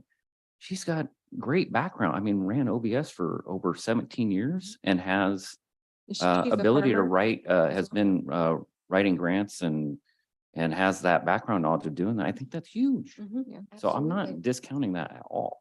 But I want to make sure, because we're saying, or the suggestion is that we look specifically for applications in the West Valley, which is sort of another layer of, a directive, I guess, to the Parks Board, or at least a chair. So I want to make sure that's clear, because before we simply opened it up and said, hey, we have half of a board sitting here that's vacant. We need to get this filled. Who's interested? It was open to anybody. And there's things that are pending that we made a priority in terms of the master plan. Significant amount of money needs to get done. So I just want to be clear about what if we're not going to appoint 2 people today, what is the direction? I would suggest that, again, it's getting this information out to the West Valley, or let's say we didn't have pile of applications from Newburgh, letting folks in the east end of the county know this. So if we do reach out, let's say we get none, we get no interest. We do have 2 applicants that have been interviewed by the Parks Board. We have one that I know of. Lives in Newburgh. Okay, so there's another Newburgh person. We don't want to discriminate based on geographic area. But I don't think there's anything wrong with reaching out through the bulletin, seeing we get folks from the West Valley, throwing them in with the applicants have already been interviewed and anybody else who applies. And we don't have to drag this out for another couple of months. I think we can just say, we've got a couple of weeks to do this. If there's interest, let's just do it. And these might be the 2 that rise to the, Yep, absolutely. Just a couple things that I highlight is one, with my history of working with the Parks Board in the past and kind of things, we've always had vacancies on the Parks Board. That's been one that we've done. We've had basically open recruitments happening for quite some time, always seeking to fill up the Parks Board. I don't honestly remember a time that we've had every position filled, and it wasn't that long ago when, based on a Parks Board recommendation, and the manager at that time brought forward a recommendation to expand the size of the Parks Board to 13. I think I would highly recommend that maybe at some point that we should probably do a review of the bylaws and the procedures, because I do recognize, if we're, there's definitely some benefit from having some geographical representation on the Parks Board, especially the nature of how the park system lays out. And I know we've had discussions in the past on how to recruit West Valley and get more representation on there. If there's interest to do that, because again, we've always done basically an open recruitment, and then based on the sheer number of applications that had been coming in, there was actually a close date that was set for something like this. So if I'm hearing correctly, if a majority of the board wants to continue with the recruitment process, I could circle back with Travis. We could have a conversation with the Parks Board and maybe set a date that's open and encourage again, we're seeking volunteers from West Valley area as a priority, and we could proceed with doing that. As far as the holding up the master plan, the one thing that I would just say, a lot of that is going to be driven by staff. We're trying to give Travis some time because he's still fairly new. I think Yep. he's coming up on his 1-year anniversary, and a master planning effort. It could take 1 to 2 years to go through the full process on that. And they haven't even initiated the procurement process for finding a consultant that would help come in and drive and facilitate that process. So I can also have some follow-up conversations with Travis and with Mark and see at what point and where we're at and whether they're ready to initiate the procurement process. But that's going to continue to take time, and that's not necessarily a Parks Board driven Right. initiative. That really needs to start with staff. Yeah, no, absolutely. And that's why I made it very clear. This is not shots against a Park Board or Travis or Mark. There's been many of things that have had to align for us to get to this point, but I believe we are there. And this was just one of the last pieces of getting more input on this board to help Travis, guide him with, the master plan. I think we are there. And Well, I will say that as the liaison to parks over the past, in the past 2 years, my experience at the meetings have been a bit contrary to that. I'm willing to put it aside and say, hey, everybody's on board now. We have a full board. Let's move forward. But I want the drama to stop. These are individuals who step up to serve the county in a volunteer role. They have busy lives. They're doing it because they want to serve and they need to be respected. I'm tired of the drama. I want the drama to stop. it was one person and I'm willing to put that aside. Well, it wasn't one person. This was a planned effort. Well, When you invite the news register to your meetings before the Board of Commissioners even makes a decision, it was a planned effort. The drama needs to stop. Okay, Put a 14-day timeline on this, enough time to reach out to the West Valley. To try to get some interest and then go with applications that we have, including those who've been interviewed. And then we can, by the end of the month. We could. yeah, I would prefer to put a timeline on it so that Yeah. it keeps them thinking about, I'm okay, okay this with is that. what we need to do. As part of that timeline, are you wanting, because again, the bylaws for the appointments, typically the Parks Board would review the applications and conduct interviews and prepare a recommendation that would come forward. Are you wanting that as part of the timeline? When's their Or next- Well, I considering- wasn't clear because based on the timelines, I'm not sure if there's a Parks Board meeting in there. And just Commissioner Johnston mentioned, the full agenda that So If- four if we make it 26. top priority and say that there's how many ever applications that come in, they already have two that they don't have to interview. One of them was already a recommendation. So there's one new one that Mary has. Whoever comes in from West Valley, there could be potentially 3 or 4. But you're saying they may They not have could time. possibly squeeze that in if they made it a priority. They do have puzzle quests that they have to me, with the Mhm. conversations with Travis, they have to get that rolling by the 26th. And it's a And new Jim board. is reaching out to them and trying to get them all the information they need so we can hit the ground running at the Mhm. next meeting and get that done. So maybe with everybody well aware of that, there may be time on the 26th. If not, we'll just make it and get it done. So that they can do their interviews at the next meeting.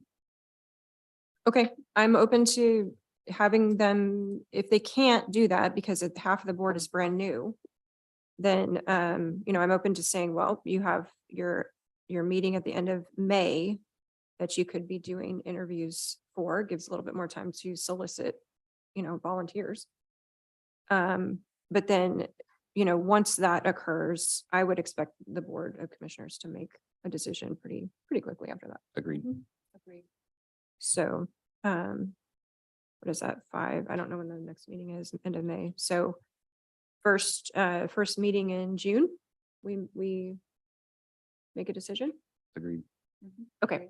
So that should give them a little bit of time to digest what we're sending them. I do want to say that, the email from the chair, Jim Colbert, was forwarded to me. That was sent to the new members. And I want to say that I was very thankful for his professionalism and the way that he sort of timely responded and letting them know not only what the schedule is, but what the expectations are of that board and the members on that board. So Yeah. I thought that was, great job. And I'm glad he responded quickly. So. One question though, and that would be, Commissioner Johnson, do you want to reach out to the bulletin? Or do you want me to have give a relationship with them? To just get some information out, or I can do that if you'd like. If you're willing, go ahead. I can talk to Travis. That's something that Travis can do. Okay. Reach I- out to the bulletin. Yeah, I don't think there's any reason that a commissioner has to do it. I'll have Travis reach out to me then if he needs an email for him and I'll make sure Perfect. she gets Stacy's email. Yeah, because we're in contact with them, but if he needs any contact info. We have it. Yeah. Okay. All right, so let's see, we are moving on to item, well, I don't need to technically move that forward, so we'll bring it up in the beginning, the first meeting in June. So item I6 is consideration of a letter of support and authorization to submit an application for the 2023-25 Youth Development Division Juvenile Crime Prevention JCP State Grant Funds to support the Yamhill County Pure Court Diversion Program. And this was something we discussed last week. It was approved by Lipsick. Everything's ready to go, and it's actually, the application is due tomorrow. So I will move approval of item I6. Is there further discussion? None. Okay, all those in favor signify by saying aye. I All opposed, same sign. Great, thank you. Okay, the next item is our public hearings. Why don't we take a quick 5-minute break, and then we will be back for our public hearings. Thank you.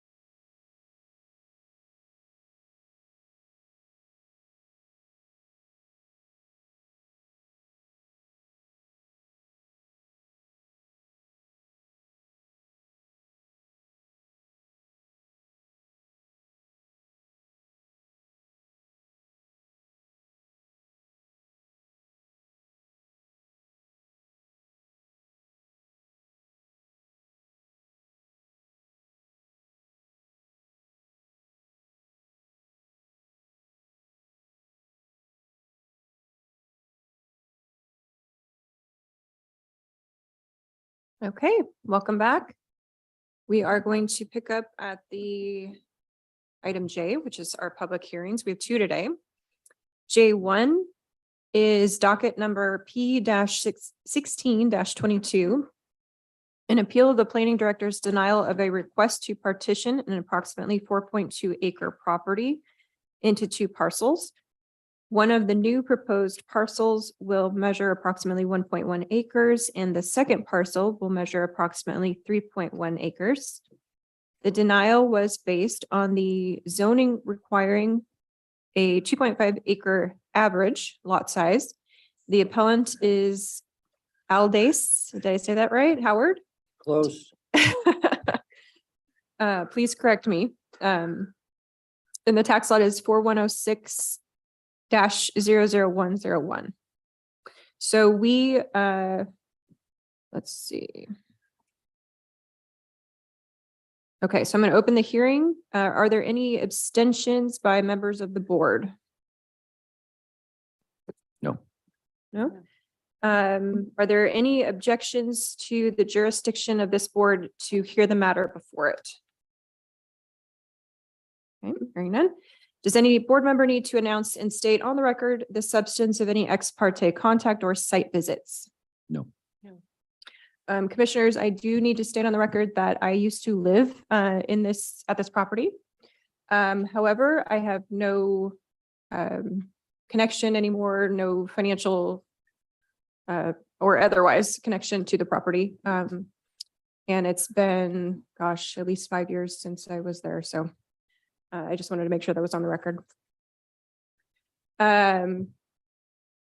That brings us to the reading of the statements required by law. Yes, Oregon law requires that persons who attend a land use hearing be advised of certain rights and duties before the hearing begins. First, with regard to the standards for approval, state law ORS 197.797 requires that we list the applicable substantive criteria that must be met in order for the county to approve the application. The standards will be listed by county planner in a moment as part of the staff report. Testimony, arguments, and evidence must be directed towards the standards for approval. Second, the raise it or waive it rule. Under Oregon law, any issue that might be raised in an appeal of the county's decision in this matter must be raised before the record of this hearing is closed. Failure to raise an issue accompanied by statements or evidence sufficient to afford the decision makers and the parties an opportunity to respond to the issue precludes appeal to the board based on that issue. Third, and this is directed to the applicant under ORS 197.796, failure of the applicant to raise constitutional or other issues related to proposed conditions of approval, again with sufficient specificity to allow the county to respond to the issue, precludes an action for damages in circuit court. Finally, I will note that under Oregon law, and because this is the initial evidentiary hearing on this matter, any participant, that is anyone who submits oral or written testimony during this hearing, may, before the record is closed, request an opportunity to present additional evidence, arguments, or testimony regarding the application. The request must be made prior to the time the chair announces that the hearing is closed. Great, thank you. That brings us to our staff report. Lance? Thank you, Madam Chair and Commissioners. The applicable approval criteria include section 502 of the Yamhill County zoning ordinance and the Yamhill County land division ordinance. And the staff report is as follows. The subject parcel is located in the VLDR 2.5 zone, the very low density residential district. There are two dwellings located on the subject parcel, and the use appears to be exclusively residential. Second dwelling on the property was permitted to a replacement dwelling approval. The Willamette River runs along the parcel's southeastern property line, and the parcel is located entirely within the Willamette River Greenway. The surrounding parcels are also located in the VLDR 2.5 zone. Land use in the surrounding area is variable, with rural residential uses being the most common occurring in the area, although there are some agricultural uses evident, particularly on the larger lots north of Wilsonville Road. The most prevalent farm uses in the area include blueberry cultivation, grass seed and hay production, fruit and nut orchards, and some limited livestock pasturage. The applicant requested a land partition of an approximately 4.2 acre property into two parcels. One of the new proposed parcels would measure approximately 1.1 acres, and the second would measure approximately 3.1 acres. The proposed 1.1 acre lot would be 715 feet in depth with an average width of 77 feet. So the depth to width ratio is approximately 9.25 to 1. The VLDR 2.5 zone has a maximum depth to width ratio of 3.3 to 1 for newly created parcels. And the request does not comply with this standard per section 502.06B Bravo 2C of the YCZO. The VLDR 2.5 zone has a minimum lot size of 2.5 acres and allows for parcel size averaging, which means that although an individual lot can be less than 2.5 acres in size, the lots created through the partition and using parcel size averaging must average 2.5 acres. Additionally, an administrative rule was adopted in 2000 by the Oregon Department of Land Conservation and Development, hereafter DLCD, which stated that newly created lots that are less than 2 acres in size represent an urban scale development. An applicant wishing to pursue an urban scale development in the unincorporated areas of the state must justify exceptions to Goal 11, which is the public facilities and services goal, and Goal 14, the goal related to urbanization. Neither Goal 11 or 14 were addressed by the applicant in the partition application. The applicant's partition request was denied by the planning director because the proposed parcels did not satisfy the minimum lot size requirements of the underlying zone, as well as the proposed 1.1 acre parcel not satisfying the depth to width ratio of the underlying zone, and the applicant not justifying taking an exception to statewide planning goals 11 or 14. And that concludes the staff report. Thank you, Lance. Okay, that brings us to the applicant's case. Please proceed. If you could state your name and address for the record. Good morning, Mr. Chairman and members of the commission. My name is Aldis Howard. I go by Aldi. 1930 16th Avenue, Forest Grove, Oregon. And I want to point out to you that I was a planning director in Tigard, Oregon for a number of years. I've served on the planning commission in Forest Grove, and I was on the city council in Forest Grove. I was a planning director in Benton County and a planning director in Vernonia, Oregon. Planning director, let's see, I am a land use consultant at the present time, and I was hired by Mr. Peter Cummings, owner of the property in Yamhill County at 37110 Northeast Wilsonville Road in Newburgh. Task was to obtain a partition of land upon which there is an existing guest cottage up under construction. On October 24th, 2022, I met with the county planning director, Mr. Ken Friday. I told him what I wanted to petition and he told me I needed 2.5 acres in the VLDR 2.5 acre zone. I asked about a variance. His response as he left the front counter was that the LCDC had prohibited variances in the county. I contacted LCDC, a man named George Howard, who is no relation, and asked if they had prohibited variances in Washington County and Yamhill County. No, I contacted the Belmont County Planning Director, and I had been in that position. And I asked him if LCDC had prohibited variances, and his response was no.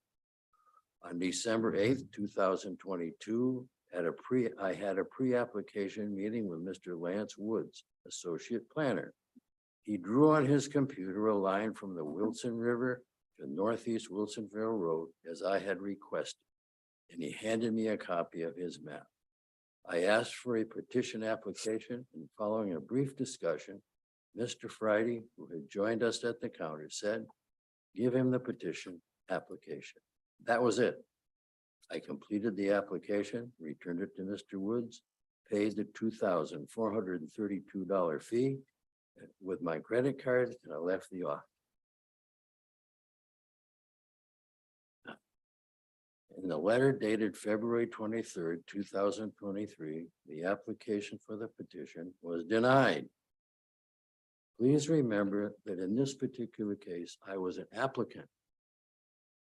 In all of the jobs that I previously had as planning director, when an applicant came to me, I was very explicit. I listened to what they were requested, and I answered all of their questions, and I provided documents which proved or disproved what they were asking for. Because I was a public servant at that particular time.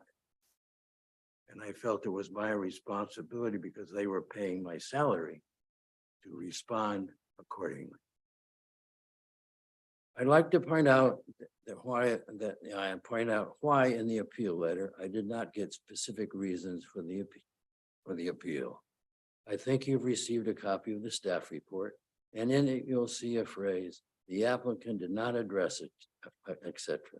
But in one specific instance, the phrase reads, the applicant did not submit a variance request to this land division approval requirement. Mr. Friday told me a variance was not permitted. Land issues are complicated, and normally the pre-app conference, the applicant is given the documents related to the issue and an explanation by staff of what that is meant, what is meant in the documents. In this instance, I was giving nothing except a copy of the proposed petition, which the previous guy Lance had produced on his computer. Please shift gears with me for a minute on a different subject related to this application. In 2016, the mayors, Daniel and Bernice Godfrey, hired Stoll Rivers LLP, a law firm in Portland, to object to the demolition of the old guest house. A copy of this letter was sent to Mr. Ken Friday, the Planning Division Manager, Yamhill County, Matthew Chesley, who wrote it, a contractor who demolished the old guest house, wrote the letter to Mr. Friday. This letter is designed to respond to the objections of Mr. Godfrey through his lawyer. The letter continues. Mr. Godfrey's lawyer makes a number of complaints about the status of the existing guest cottage. There are 3 reasons why those complaints fail. First, the accessory guest cottage is an accessory use permitted outright under VLDR 2.5 zone. The VCZO 502.02.f. The accessory guest house is not counted in the one dwelling per 2.5 acre calculus. Second, the county has already approved the replacement of the guest cottage subject only to WRG approval, Exhibit 1, paragraph 1. Third, by way of the precautions, Mr. Cummings has already provided the county with information to prove the guest house or the guest cottage is a lawful non-conforming use, having been established on the property in 1930s. This letter was submitted to Mr. Friday 7 years ago, and I do not have all the details, but this particular document became a public record addressed to the Planning Division Manager at that time. I tried to present this document to Mr. Friday at our initial meeting, but he turned away and left the counter as I have explained. I tried to give it to Mr. Woods at a pre-app meeting, but he did not acknowledge it. If what is suggested in this letter is true, you should have no difficulty approving my petition.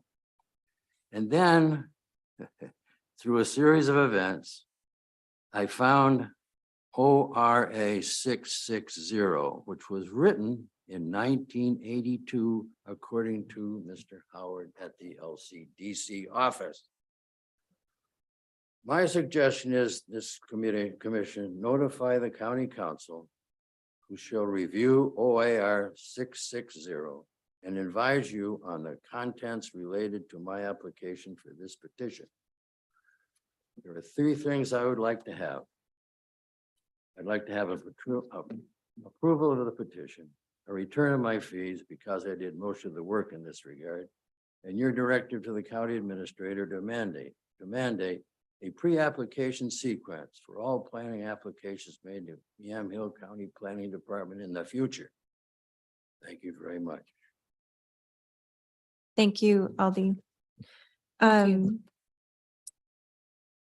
This brings us to the point where we ask for any testimony in support of the application.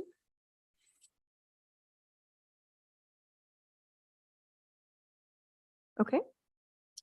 And then the appellant's case and we don't. Or it's not technically the appellant, but I do have, So to be clear, the appellant is the applicant. sorry, yes, applicant and appellant. Okay, so actually I should stop and I just want to ask the commissioners, do you have any questions for? I do have For a all the- quick question. Okay.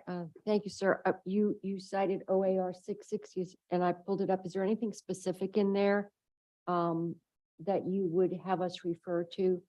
Yes, to- ma'am. To the whole, because there's a number of, I believe there are, Well, 46. they're not, the pages are not numbered in my copy that I got off the internet.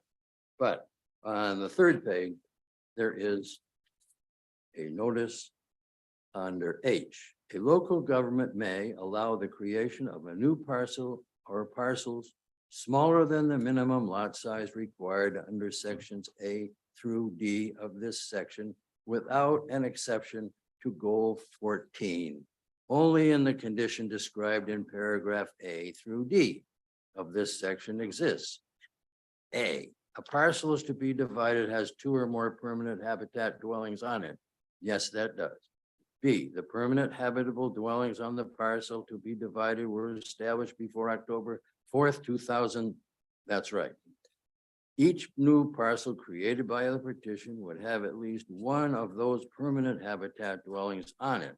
That's true. The partition would not create any vacant parcels on which new dwelling would be established. Okay. For rural residential areas designated October 4th, $2,000, the effect of county shall either A, require that a new lot or parcel have an area of not less than 10 acres. Establish minimum size of at least 2 acres for the lot, which I can do because the lot is 4.2 acres. Half of that is 2.4. So I could do that. This specifically relates to Newburgh, where the house is. And it was drawn up by LCDC in 1982, which is 41 years ago. I was a planning director in Tigard when we went through this whole process of developing land use regulation. I don't remember this particular one, I admit that, but I did work on the housing element in Tigard. So I went back to LCDC. Something was wrong. If you look at this staff report, and I've written them, he loaded everything he possibly could in this thing. It got so complicated. I was never told any of it. I was never suggested to me that any of this existed. You just read a one of the requirements, how to divide the land. That was never made permanent to me, and I didn't get anything. I got a lie from the planning director telling me that he couldn't issue a variance, and I got nothing else. Now, I've been in this game a long time. And always I was a public servant, and I gave out all the information I had as a planning director to the applicant. And that was not done. Okay, that's why I'm asking for my money back. I did all this work. My rate is $60 an hour. Okay, I put in more than that in this particular regard. Thank you. Thank you, LD. Okay, so now we invite other testimony in opposition to the application, which would be Sid, if you'd like to come forward.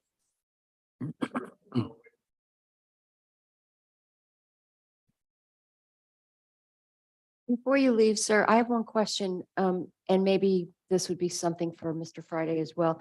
So would you be agreeable to a variance if that's an option? Am I understanding that that's an option? Ken? It's not an option. The answer that I gave was that a lot size variance is not an option. Not that variances were not an option, but it's specific in our code that it doesn't allow lot size variances. And we used to do them in the 1980s all the time. probably about 1985, 86. The LCDC required us to change our code. And it specifically says in there that you can do variances to dimensional standards, but it excludes lot sizes. And so that was my response to the applicant, is we couldn't do a variance to the lot size. And I'm sorry if you misunderstood that. That was my response. Thank you. A variance might be applicable for the depth to width ratio, which would be one of the components I read, but Right. Okay. I'd also like to say that, the characterization of the meeting missed several things. One of them is that Lance was up there at the front counter with this gentleman for about 35, 40 minutes or so. And I listened to it the last 20 minutes or so. And my understanding of his take on it was, hey, there's two dwellings, so we ought to be able to divide the property. And I listened to Lance over and over again, explain that we can't do that. It's got to have 5 acres in that zone in order to divide it. Explain various aspects about, how it doesn't qualify. And I walked up to say, go ahead and just take the application in, because I firmly believe that you get your day in court, and so if the applicant believes that he qualifies, then, please present those findings. And you've read them, but if you want to present findings that explain why you qualify, that's great. And if he does qualify, I'm thrilled with it. I don't believe he does under our code. So that's what I wrote and had Lance right. And that's where we're at. So specific to the Yamhill County Code. That's correct. And I will say that we try very hard to make sure the Yamhill County Code is as lenient as we can. So if there's something in the state law that allows it, I think you might be reading from the urban reserve area and or the goal 14, where there are certain areas that you can go below 10 acres in size if you're wanting to divide property, but I haven't had a chance to look at it. So It's the LCDC chapter 660 that we are. Yeah, it's 46 chapters. Okay. Thank you. Thank you, sir. Okay. So now we'll hear from Mr. Friedman.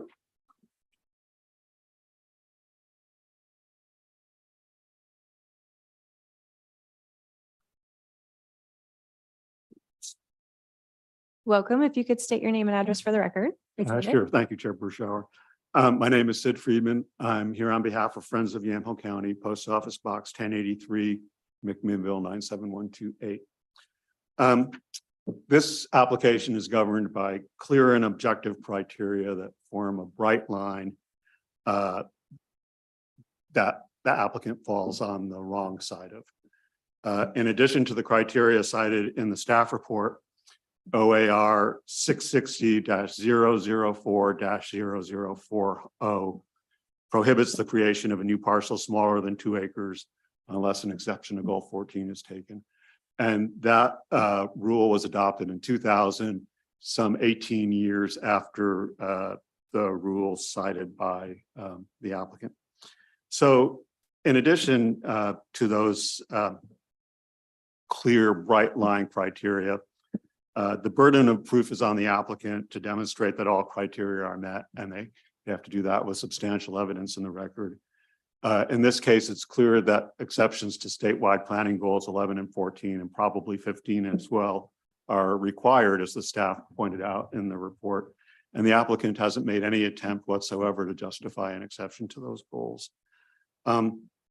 So, whatever may or may not have occurred in conversations at the planning counter aren't really relevant. The bottom line is the subject parcel is simply too small to partition any further in this zone. In addition, the new parcel doesn't satisfy the depth width ratio standards. I guess I'll just add a couple things. The existence of the existing guest cottage really has no relevance to the minimum lot size requirements. Whether that cottage is legal, is illegal, it doesn't matter. The minimum lot size requirements are independent of whether or not there's dwellings there. It's a VLDR 2.5 acre zone, minimum lot size is 2.5 acres. You need at least 5 acres to partition to a smaller size. And that's the bottom line. And I'll just close with one thing. It's not relevant to your decision, but I've known the planning director for probably at least 25 years, maybe 30. We disagree all the time about lots and lots of things, but I have never known him to lie to anyone in my experience. And that concludes my remarks. I have a quick question. So you cited the LCDC rule 660-004-0040. This is regarding rural residential zones Correct. across the state. Correct. And it's discussing goal 14. It says in there under section 8H, a local government may allow the creation of a new parcel or parcels smaller than a minimum lot size required under subsections A through D of this section without an exception to goal 14, only if the conditions described in these 4 paragraphs exist. 1, the parcel to be divided has 2 or more permanent habitable dwellings on it. That's true. I know because I lived in one of them, Mhm. and the other one was there about 50 years before I was even born. So that's true. B is the permanent habitable dwelling on the parcel to be divided were established there before October 4th of 2000. That's true. Each new parcel created by the partition would have at least one of those permanent habitable dwellings on it. That's true. And the partition would not create any vacant parcels on which a new dwelling could be established. That's true. So what is it that preempts that? I'm not seeing anything that preempts that. Go ahead, Ken. The 2.5 acre zone. Thank you. But this is So- a process for an exception to that, The- because the- you're basically saying that if you partition, Yeah. you're forcing it into an urban use, but this is an exception to that. So there's two independent sets of criteria. They're related, but they're independent that govern this application. One is the local code criteria and one is the statewide planning goals. The minimum lot sizes in the statewide, in our local ordinance are clear, they're clear and objective. They're not, there's no way to say that a 4 acre parcel can be divided in a 2.5 acre minimum lot size zone. It's the same as saying if you had an exclusive farm use zone with 90 acres and it was an EF 80 zone that you could create 2 45 acre parcels. It's just not allowed. That's the minimum lot size. But And then, so doesn't that's that one fall- that's one set of criteria, and those local criteria apply irrespective of whatever's in state law. And then the administrative rules also, I don't have it in front of me, Commissioner Burschauer. I didn't have time to call it up on my phone as you were reading it.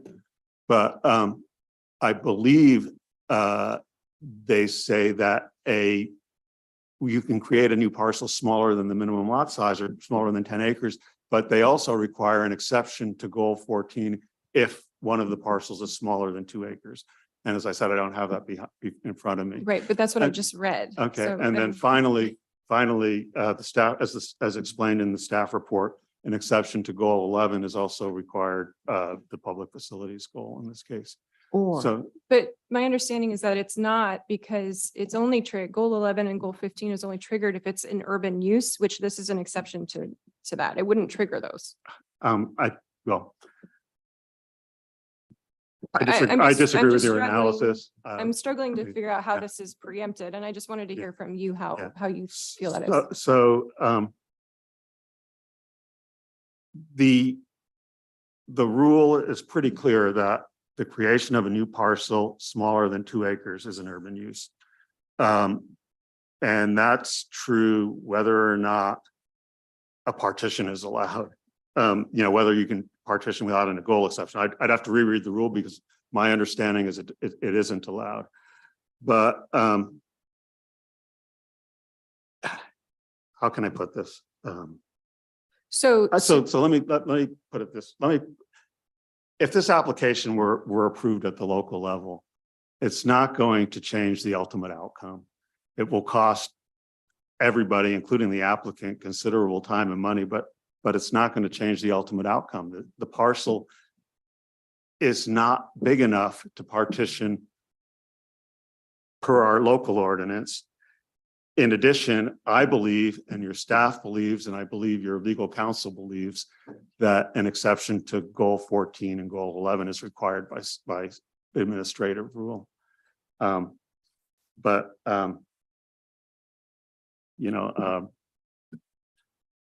That's our position. I understand. Okay. Thank you, Mr. Friedman. Is there any other testimony in opposition to the application? I don't see anybody online. Okay, let's see, that brings us to public agency reports. Thank you, Madam Chair. The planning department received 2 responses to public agency referral. The first was from the county sanitarian, who provided information to the applicant regarding the permitting options available if the partition were to be approved for the septic system serving the existing second dwelling that would be located or partially located on the 1.1 acre lot. The Yamhill Soil and Water Conservation District also responded by reminding the applicant of the property owner's responsibilities to comply with the Yamhill Basin Agricultural Water Quality Management Plan requirements and to control for any noxious weeds that may be located on the property. And those are pretty standard responses from the Soil and Water Conservation District. And that concludes the public agency reports. Great, thank you. We have now the rebuttal by the applicant. Okay, I did not hear you say anything but a variance was not allowed as you turned and left the building, the office, right in the front counter. That's all I heard. Now you're telling me what you really meant. When I asked to show you this letter from Ken, or from a guy named, just a minute. He was the contractor for the cottage. In response to the legal discussion. Anyway, his name is, I got his name somewhere here. Chesley. Anyway, the response, I tried to give you that letter, but you didn't listen. I tried to give it to you. You just shut me down. If I may, Chair, just a procedural, but you should be addressing questions I'm or sorry. your rebuttal Yes. to the chair and the board here, not to staff. I'm sorry, Madam Chairman, I apologize. Okay, but that's what I remember. You 2 guys did not really give me the full-blown decision. You wanted me, this thing is really amazing, that staff report. Because you loaded it. You loaded with everything that you had. You threw stuff against the wall, hoping it'd stick. Okay, but in the truth, here is the document that you're bound to go by. And that's a state law, ORA, Oregon Advisory, ORA, or 660. That's state law. It supersedes county law. Aldi, do you have any direct response to Mr. Friedman's testimony specifically? I that we wish heard? I'd known the Friends of Yamhill County existed, because I would have gone to them and made myself available for them to ask questions. But no, it just showed up in the staff report, never told about it. That isn't fair either. You know, if you've got a bunch of people out there that are concerned about Yamhill County, tell me. I have a question for you. Yeah, We keep hearing a minimum of 2 acres. You have a lot size over 4 acres. I'm assuming you're open to partitioning with a minimum of 2 acres each? yes, ma'am. It'd be 2.1 acres each parcel. Okay. And I would have to have it surveyed, and I'm willing to pay for that survey. Okay. Okay, that's good to know. I wanted to hear that from you. Okay, any follow-up questions for Mr. Howard? Okay, Thank you all for your consideration. I appreciate you very much. thank you. Okay, that brings us to the staff recommendation. Thank you, Madam Chair. Staff recommends denial of the partition request due to the request not satisfying the applicable review criteria provided in section 502.06 of the Yamhill County zoning ordinance and applicable standards and limitations of the Yamhill County Land Division Ordinance, and does not satisfy statewide planning goals 11, 14, or 15. And that concludes the staff recommendation. Thank you, Lance. Okay, so I'm going to close the hearing and open it up for deliberation. So commissioners, land use is very complicated. And it's complicated even for folks that work in this field, as you know. And so I think, what we have tried to do is be as accommodating as possible, and make sure that we're educating as we go along. Hearing that the applicant would be open to adjusting the lot line so that it is a minimum of 2 acres is pertinent for me. But I also go back to this, I haven't really heard an answer to my question, which is how is it that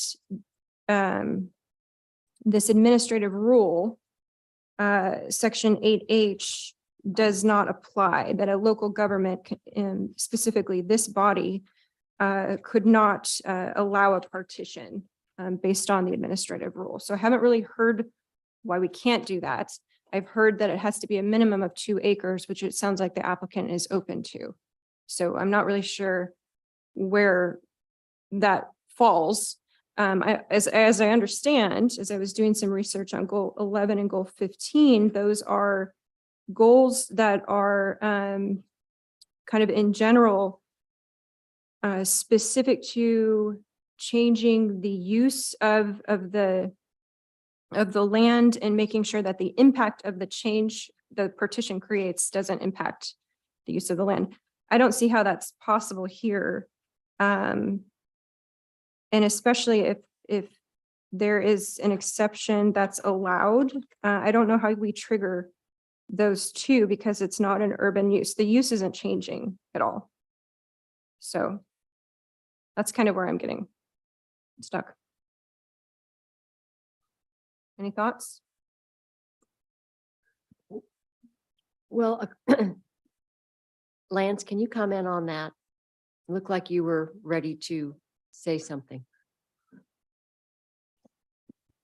If this was a VLDR1 zone, and that had 2 houses on it, then I would agree, you could go down below the 2 acres and create a dwelling on each lot, and you wouldn't have to take an exception. But this is a 2.5 acre zone. So in a 2.5 acre zone, you have to end up with a parcel size that is either each lot is 2.5 acres or an average lot size of 2.5 acres. And you don't have that, and you can't have that in this zone. And so regardless of whether it requires an exception or not, it doesn't satisfy the minimum lot size of 2.5 acres or an average lot size of 2.5 acres. So it's required to be denied. And in our variance standards, it says the purpose of a variance is to provide administrative relief when a strict application of zoning requirements of lot width, lot depth, building height, setbacks, access, or other dimensional requirements, excluding lot area. And they had my understanding is the state had us put that in the 1980s. I wasn't here during that time, but that was the explanation that was given to me, is that we can't do a variance to the lot area. And I will say that I thought that Lance did a great job of explaining this over and over again to the applicants. And, when I came up it was fairly cursory when I was there. And if the applicant wished to make these arguments and present these arguments, we would have tried to analyze them in the staff report. He decided not to do that. He's a consultant. He can decide not to do that. And he can decide to come here and present it at this time. That's fine. But it doesn't meet the standards that are set up in our code. And rarely do I agree with Sid, but he's right that it's not really going to help having us approve this and then having them have to go and appeal it and our legal counsel have to go to defend the decision. If the applicant believes that he is correct, then he has the ability and the right to appeal it to the Land Use Board of Appeals. He has just as much right to do that. From what I'm reading of the code, this does not satisfy the standard. So then if the applicant wanted to provide those justifications for the exceptions to those two goals, 11 and 14, would that change the complexion of things? No, because it still has the Lot 2.5 size. acre Okay. lot size. Yeah. Okay. So Ken, are you saying that there is absolutely no exception that applies to any lot in BLDR 2.5? That LCDC has not given guidance on any exceptions to BLDR 2.5? Well, the exception is actually to the statewide planning goal 14. It's actually not an exception to the minimum lot size. The minimum lot size has been established in our code and acknowledged by the state. And in this area, it's got a 2.5 acre average lot size. And there's flexibility given in that the code to go a little bit below that. But if you're going to create a parcel, you have to average 2.5 acres. This partition does not average 2.5 acres. But this applies to all rural residential areas, which includes VLDR 2.5.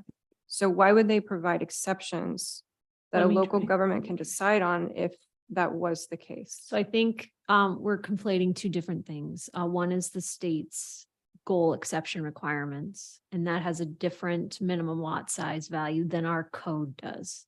The state's goal exception values are 2 acres. Our code requires them to be 2.5 acres. And he can't get past the first hurdle, which is our code, in order to get to the exception piece. Does that make sense? Not really, because I don't know why you would have exceptions anyway, so. An exception You know, to it's, the you know, goal. 2 layers of government that you got to get through, and they can't get through the first one to get to the exception on the second one, which is the state. So, The first.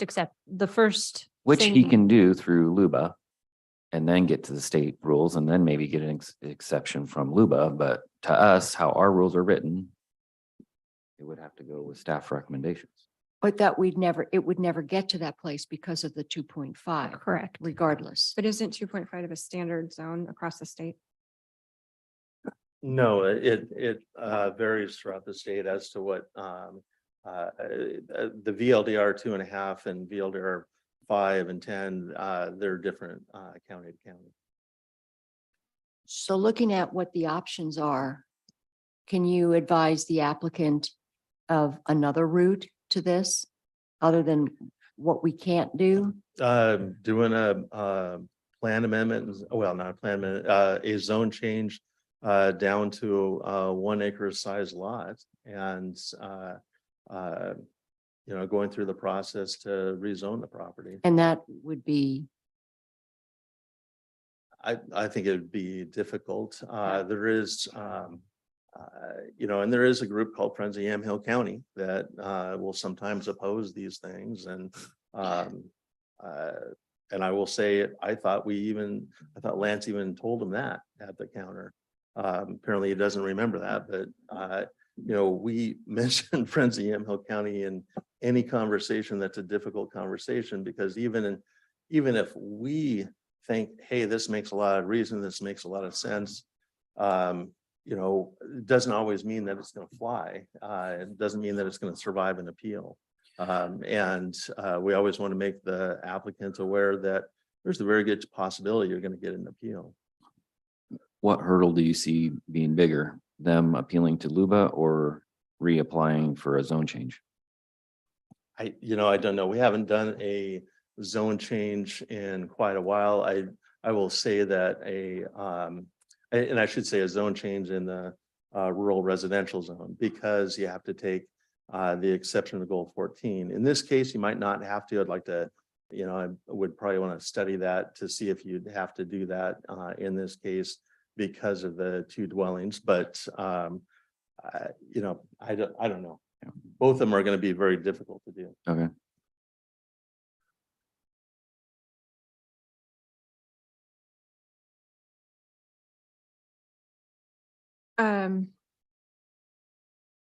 Okay, any further discussion or questions? Do I have a motion? I make a motion to agree with staff recommendations.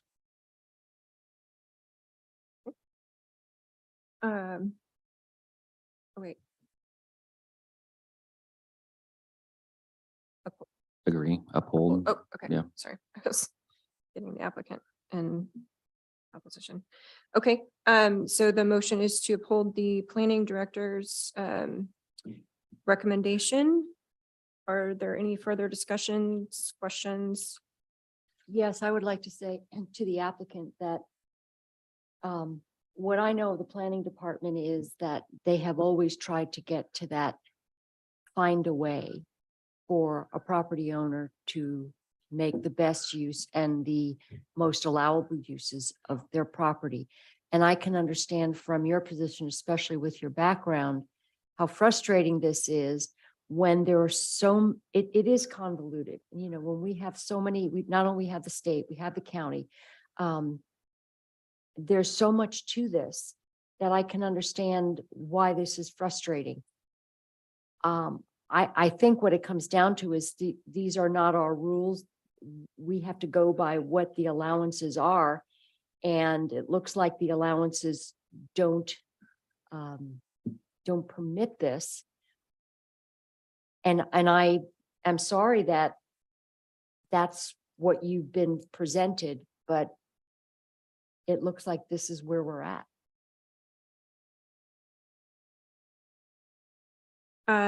Yeah, very frustrating. Like I said, I don't know enough about how many steps backwards you have to go to explain why it's coming down to this particular conclusion.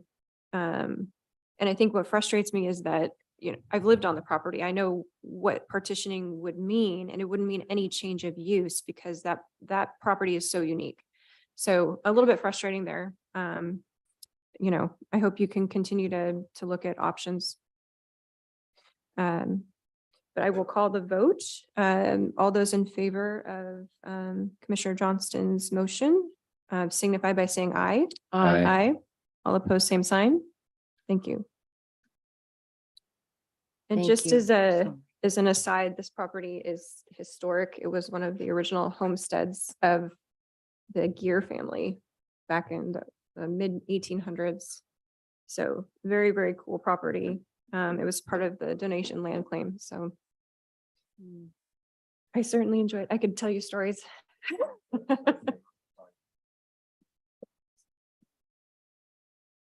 A couple weeks is fine.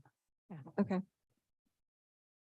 So we will set findings for April 13th. Okay, we'll set findings for April 13th.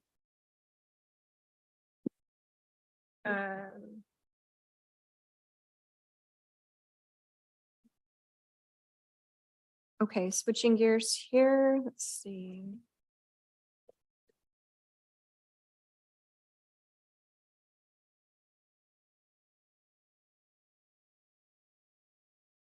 Okay.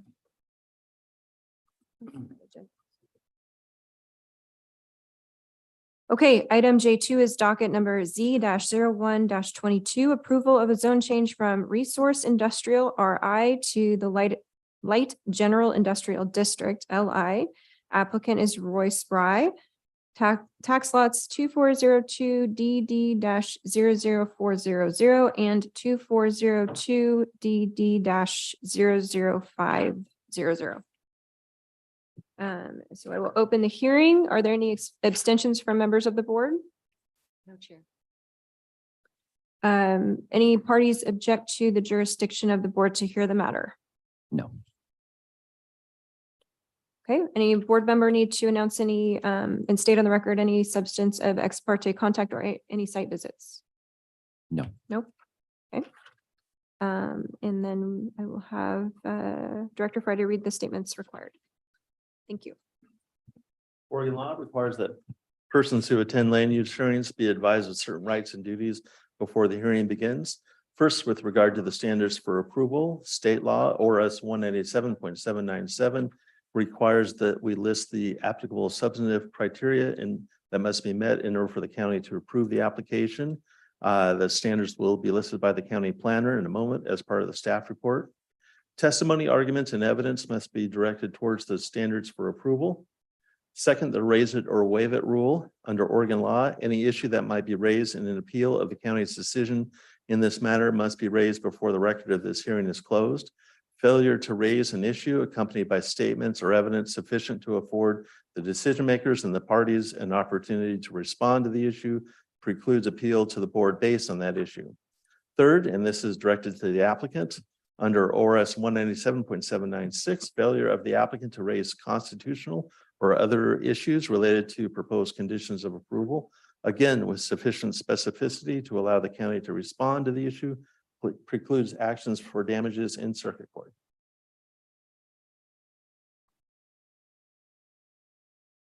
Okay. That brings us to the staff report. Thank you, Madam Chair. The applicable approval criteria include section 701, 702, 1208.02 of the Yamhill County zoning ordinance. Section 904, the limited use overlay may also be applied. Comprehensive plan policies may be applicable, as well as OAR 660-12-0060, the transportation planning rule. The applicant is requesting a zone change from the resource industrial RI zone to the light/general industrial district, the LI zone, for the subject tract, which measures approximately 1.5 acres in size and includes 2 parcels. There are currently 2 structures located on the tract, along with a grain silo and concrete pad. And the tract is not currently being used for any resource industrial uses. An existing driveway provides access from Highway 47. Water is provided to the tract through an existing LA Water Cooperative hookup. The adjacent parcel to the south of the subject tract is in the resource industrial zone and is also under the ownership of the applicant with a dwelling located on site. The 100-year floodplains for Wapato Creek and Gooden Creek are located to the north and east of the subject tract. However, there are no mapped floodplains or wetlands identified on the tract. The subject parcel is located approximately 340 feet west of the Yamhill, Washington County boundary. The area east of the subject parcel in Washington County represents a significant part of the Tualatin River / Wapato Lake National Wildlife Refuge, which is also partially located in Yamhill County. And this area of the refuge measures approximately 775 acres. One of the adjacent parcels to the east of the subject property is zoned for light industrial use, and an industrial building is located on the property, which is approved for use in light manufacturing and machining. Approximately 900 feet north of the subject tract is a cluster of 9 lots, which are zoned for light industrial use. And all but one of these lots appears to be used industrially.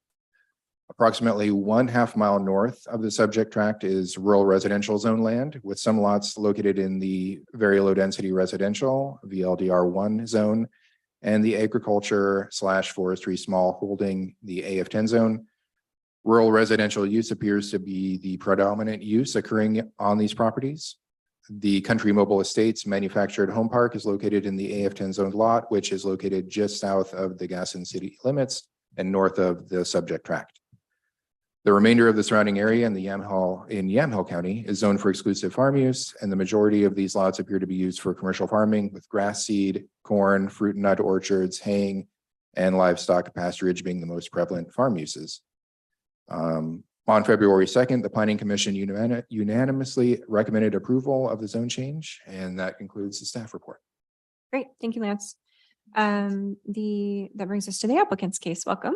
If you could state your name and address for the record. Hi, I'm Roy Wayne Spry, 28350 Northwest Madison Road in Gaston. Thank you. Please proceed with whatever you would like to say about the application. Well, basically it's property that I've owned for about 13 or so years now. My father owned it for a long time before that. I've lived in the area my entire life. Worked for my dad most of the time back then. We had a small farm. We actually farmed a large part of what is now the Wapato Federal Wildlife Land in the bottom. And we also had worked on crawlers, caterpillars, diesel mechanics. But now essentially I have a property that under current zoning makes absolutely no sense. What we used it for years ago was to store and package onions. And that hasn't existed in a very long time and never will again there because it's federal wildlife land. Yeah. It will never be farmed again. So quite simply, that zoning makes no sense. And that's why several others in the area have already switched to light industrial to try to make their properties have a value again. And I'm simply requesting if you allow me to, please also be one of them and allow the zoning change, please. Great, thank you. Commissioners, any questions? No. None. Thanks, appreciate it. Okay, testimony in support of the application.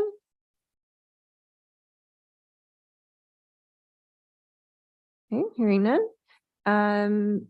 The appellant's case. Appellant. I don't think we had any opposition. to Well, this. No, Friends withdrew their. Yeah, I was gonna Okay. say, Okay. I was gonna actually thank Sid because Catherine Dernstedt at the hearing withdrew her Okay, that's right. opposition and they actually are in support of Okay. this. Yep. So, Sounds good. So that brings us to public agency reports. Thank you, Madam Chair. The Planning Department only received one response, and that was from the county sanitarian who reviewed the application and found no issues with the request. Great, thank you. Rebuttal by the applicant, doesn't sound like there's any needed. So staff recommendation. Based on the testimony and evidence in the record, the applicant has successfully demonstrated that the proposed zone change request is consistent with the applicable review criteria. Therefore, staff recommends approval of the zone change for tax lots 2402 Delta Delta -00400 and 2402 Delta Delta -00500 from the resource industrial zone to the light industrial zone. Great, thank you, Lance. Okay, I will close the hearing and open up for deliberation. Commissioners, I don't have any questions. The only comment is to thank you for sitting here for Yeah. how many hours now? 3? About 3. Yeah, so appreciate the patience. Any questions for Mr. Sprite? No, I just want to say thank you for going through the process. And sorry for the inconvenience. It's been a long day. And for, I guess there's some aggravation involved in having to go through these processes, but Yeah. thank you. Thank you, ma'am. Okay. So I will move approval of the staff recommendation. Any questions? None. None. All those in favor signify by saying aye. Aye. Aye. All opposed, same sign. Great, thank you. Motion Thank you. passes. Thanks very much. Thank you. So very we will much, schedule Commissioners. findings. Bye. Throw it on the 13th. I think we already have well, 2 other sets of findings on the 13th. For the so, 13th. Yeah, that's fine. Okay, so we'll schedule findings for April 13th. Thank you. Okay, getting back into the agenda, we are at item K, which is announcements. The only announcement I have is that we attended the Youth Outreach McMinnville Drop-In Center opening, well, sort of pre-opening. Thank you. Bye-bye. it won't open till May 1st, correct? May 1st? Correct. And so long time, Commissioner Stark can talk about how long it's taken to get here, but great to see it actually in physical form. And they are looking for host homes, what they call host homes in McMinnville, because most of the host homes are in Newburgh. And so that's for the safe shelter program. So any youth or teenager that is, you know, a runaway or another situation stays with the host home instead of anywhere else. There's no other place to really keep them safely. So foster families, if you've been in the foster care system as a host family, it's a good fit. If you're considering being a foster care parent, it's a good option because it's not full-time. It's kind of a temporary assignment where the youth stays for no more than, I think, 21 days. So it's a very kind of short-term thing, great way to have a positive impact on youth. And we're looking for those folks in McMinnville specifically. Anything to add to that? I know there's a long story behind it, but. No, it's just wonderful to actually see a physical manifestation of what so many people have worked so hard to get, so that we have a place for kids to hang out, a safe place, and it will also funnel them into the resources they need. It's a wonderful program in Newburgh, and I'm finally, it's just wonderful to see it happen in McMinnville, and it's really nice too. It is. And how large was the center in Newburgh? It's probably about 3 times that Yeah. size. Worth a Right. visit. Very Yes, for impressive. sure. I was invited and I'm definitely gonna take Right. her up on that. Okay, any further announcements? Yeah, I just want to say the hearing for Senate Bill 348, which is basically a workaround of Measure 114, which is winding its way through the courts, is the legislature's what I consider a bit of a vindictive response to Measure 114. And we're going to see CHL permits go from $65 up to $150. And we're going to see a number of not only the affordability for people who are in high crime areas with low law enforcement response, but it's going to make it really difficult for instance, a 20-year-old single mom to be able to protect her family. It's very disturbing to see the vehemence with which this legislature is working to disarm the law-abiding citizens, and it's disturbing. And I just hope we can find some way to address this, because constitutionally, it's just absolutely it's an outrage. I agree. Thank you for tracking that too. There's a lot to track down in Salem. So. Any announcements, Commissioner? Nothing. Anyone else? Anything for the good of the order? Okay. All right, I will adjourn the Emma County Board of Commissioners formal session for March 30th, 2023. It is